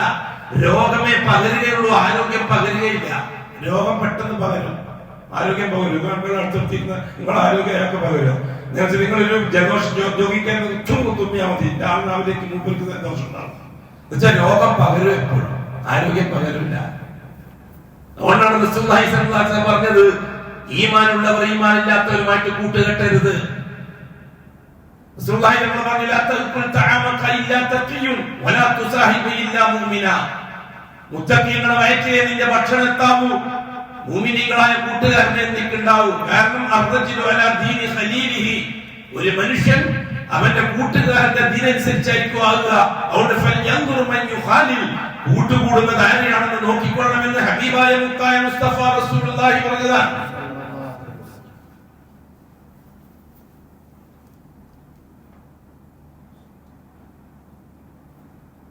കഅബാലയത്തിന് ചുറ്റും 300 ചില്ലാനം ജാറങ്ങൾ വന്നത് അങ്ങനെയല്ലേ? എന്താ മടി ജാറങ്ങൾ എന്ന് പറയാൻ? ജാറം എന്നത് അസ്നാമിന്റെ പരിഭാഷയല്ലേ? അസ്നാമിന്റെ മലയാളത്തിൽ ബിംബങ്ങളെന്ന് അർത്ഥം വെച്ചിട്ട് ആരെയാണ് പറ്റിക്കുന്നത്? അസ്നാമ് ഔസാന് 2 പ്രയോഗമല്ലേ? ഔസാൻ പ്രതിരൂപം, ഔസാൻ അസ്നാം പ്രതിരൂപം, ഔസാൻ പ്രതിബിംബം, പ്രതീകം. വസനും സലമും തമ്മിൽ വ്യത്യാസം അതാണ്. സലം ആ മരിച്ചുപോയ മഹാന്റെ അതേ രൂപത്തിൽ രൂപമുണ്ടാക്കി പൂജിക്കുക, അതാണ് സലം. വസൻ ആ മരിച്ചുപോയ മഹാന്റെ ഏതെങ്കിലും അവശിഷ്ടങ്ങൾ ബർക്കത്തുള്ളത് വന്നിട്ട് പൂജിക്കുക, അതാണ് വസൻ. അതുകൊണ്ടാണ് അഷ്റഫുൽ ഖൽഖിന്റെ മുടിയ വസനാക്കി കൊടിയ മുശ്രിക്കുകളായ ഒരു വിഭാഗം. അവിടെ വസന പ്രതീകം. അഷ്റഫുൽ ഖൽഖ് ദുആ ചെയ്തത്, അല്ലാഹുമ്മ ലാ തജ്അൽ ഖബരി വസനൻ യുഅബദ്, എന്റെ ഖബർ നീ ആരാധിക്കപ്പെടുന്ന വസനാക്കരുത് എന്ന് വെച്ചാൽ അതിൽ നിന്ന് മണ്ണ് വാരി കൊണ്ടുപോയിട്ട് പാത്രത്തിട്ട് പൂജിക്കുന്ന ആളെ നീ ആക്കല്ലേ അല്ലാഹ്, നാളെ എന്റെ ഖബർ അങ്ങനെ ആക്കല്ലേ. വഫൻ പ്രതീകങ്ങൾ ഉണ്ടാക്കാൻ പാടില്ല എന്റെ ഖബറിനെ. അപ്പുറത്ത് വേറൊരു ദുആ, ലഅനല്ലാഹുൽ യഹൂദ വൻ നസ്വാറ ഇത്തഖദു ഖുബൂറ അംബിയാഇഹിം മസാജിദ്. ജൂതന്മാരെ അല്ലാഹ് ശപിച്ച് തൊലക്കട്ടെ. അവർ അവരുടെ നബിമാരി മരിച്ചാൽ അവരുടെ ഖബറുകളെ നിസ്കാര സ്ഥലവും ദുആ സ്ഥലവുമാക്കി മാറ്റി. വഫാത്തിന്റെ ദിവസങ്ങൾക്ക് മുമ്പാണ് ഇത് പറയുന്നത്.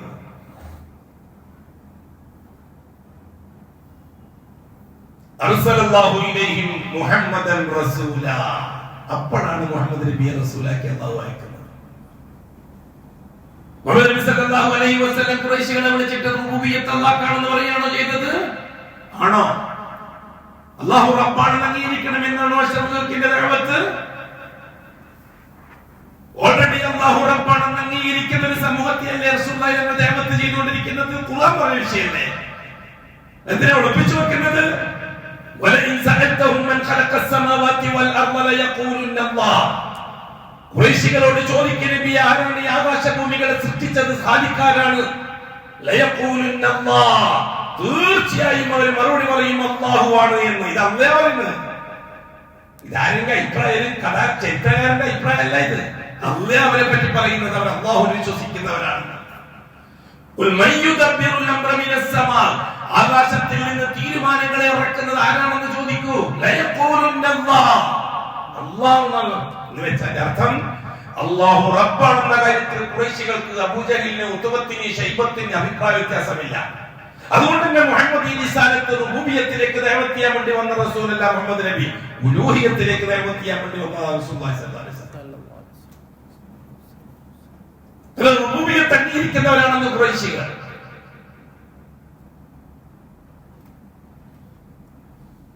റസൂലുള്ളാഹി സ്വല്ലല്ലാഹു അലൈഹി വസല്ലം കുടുംബത്തെ വിളിച്ചുകൊണ്ട് ആദ്യത്തെ സൽക്കാരം കൊടുത്തു.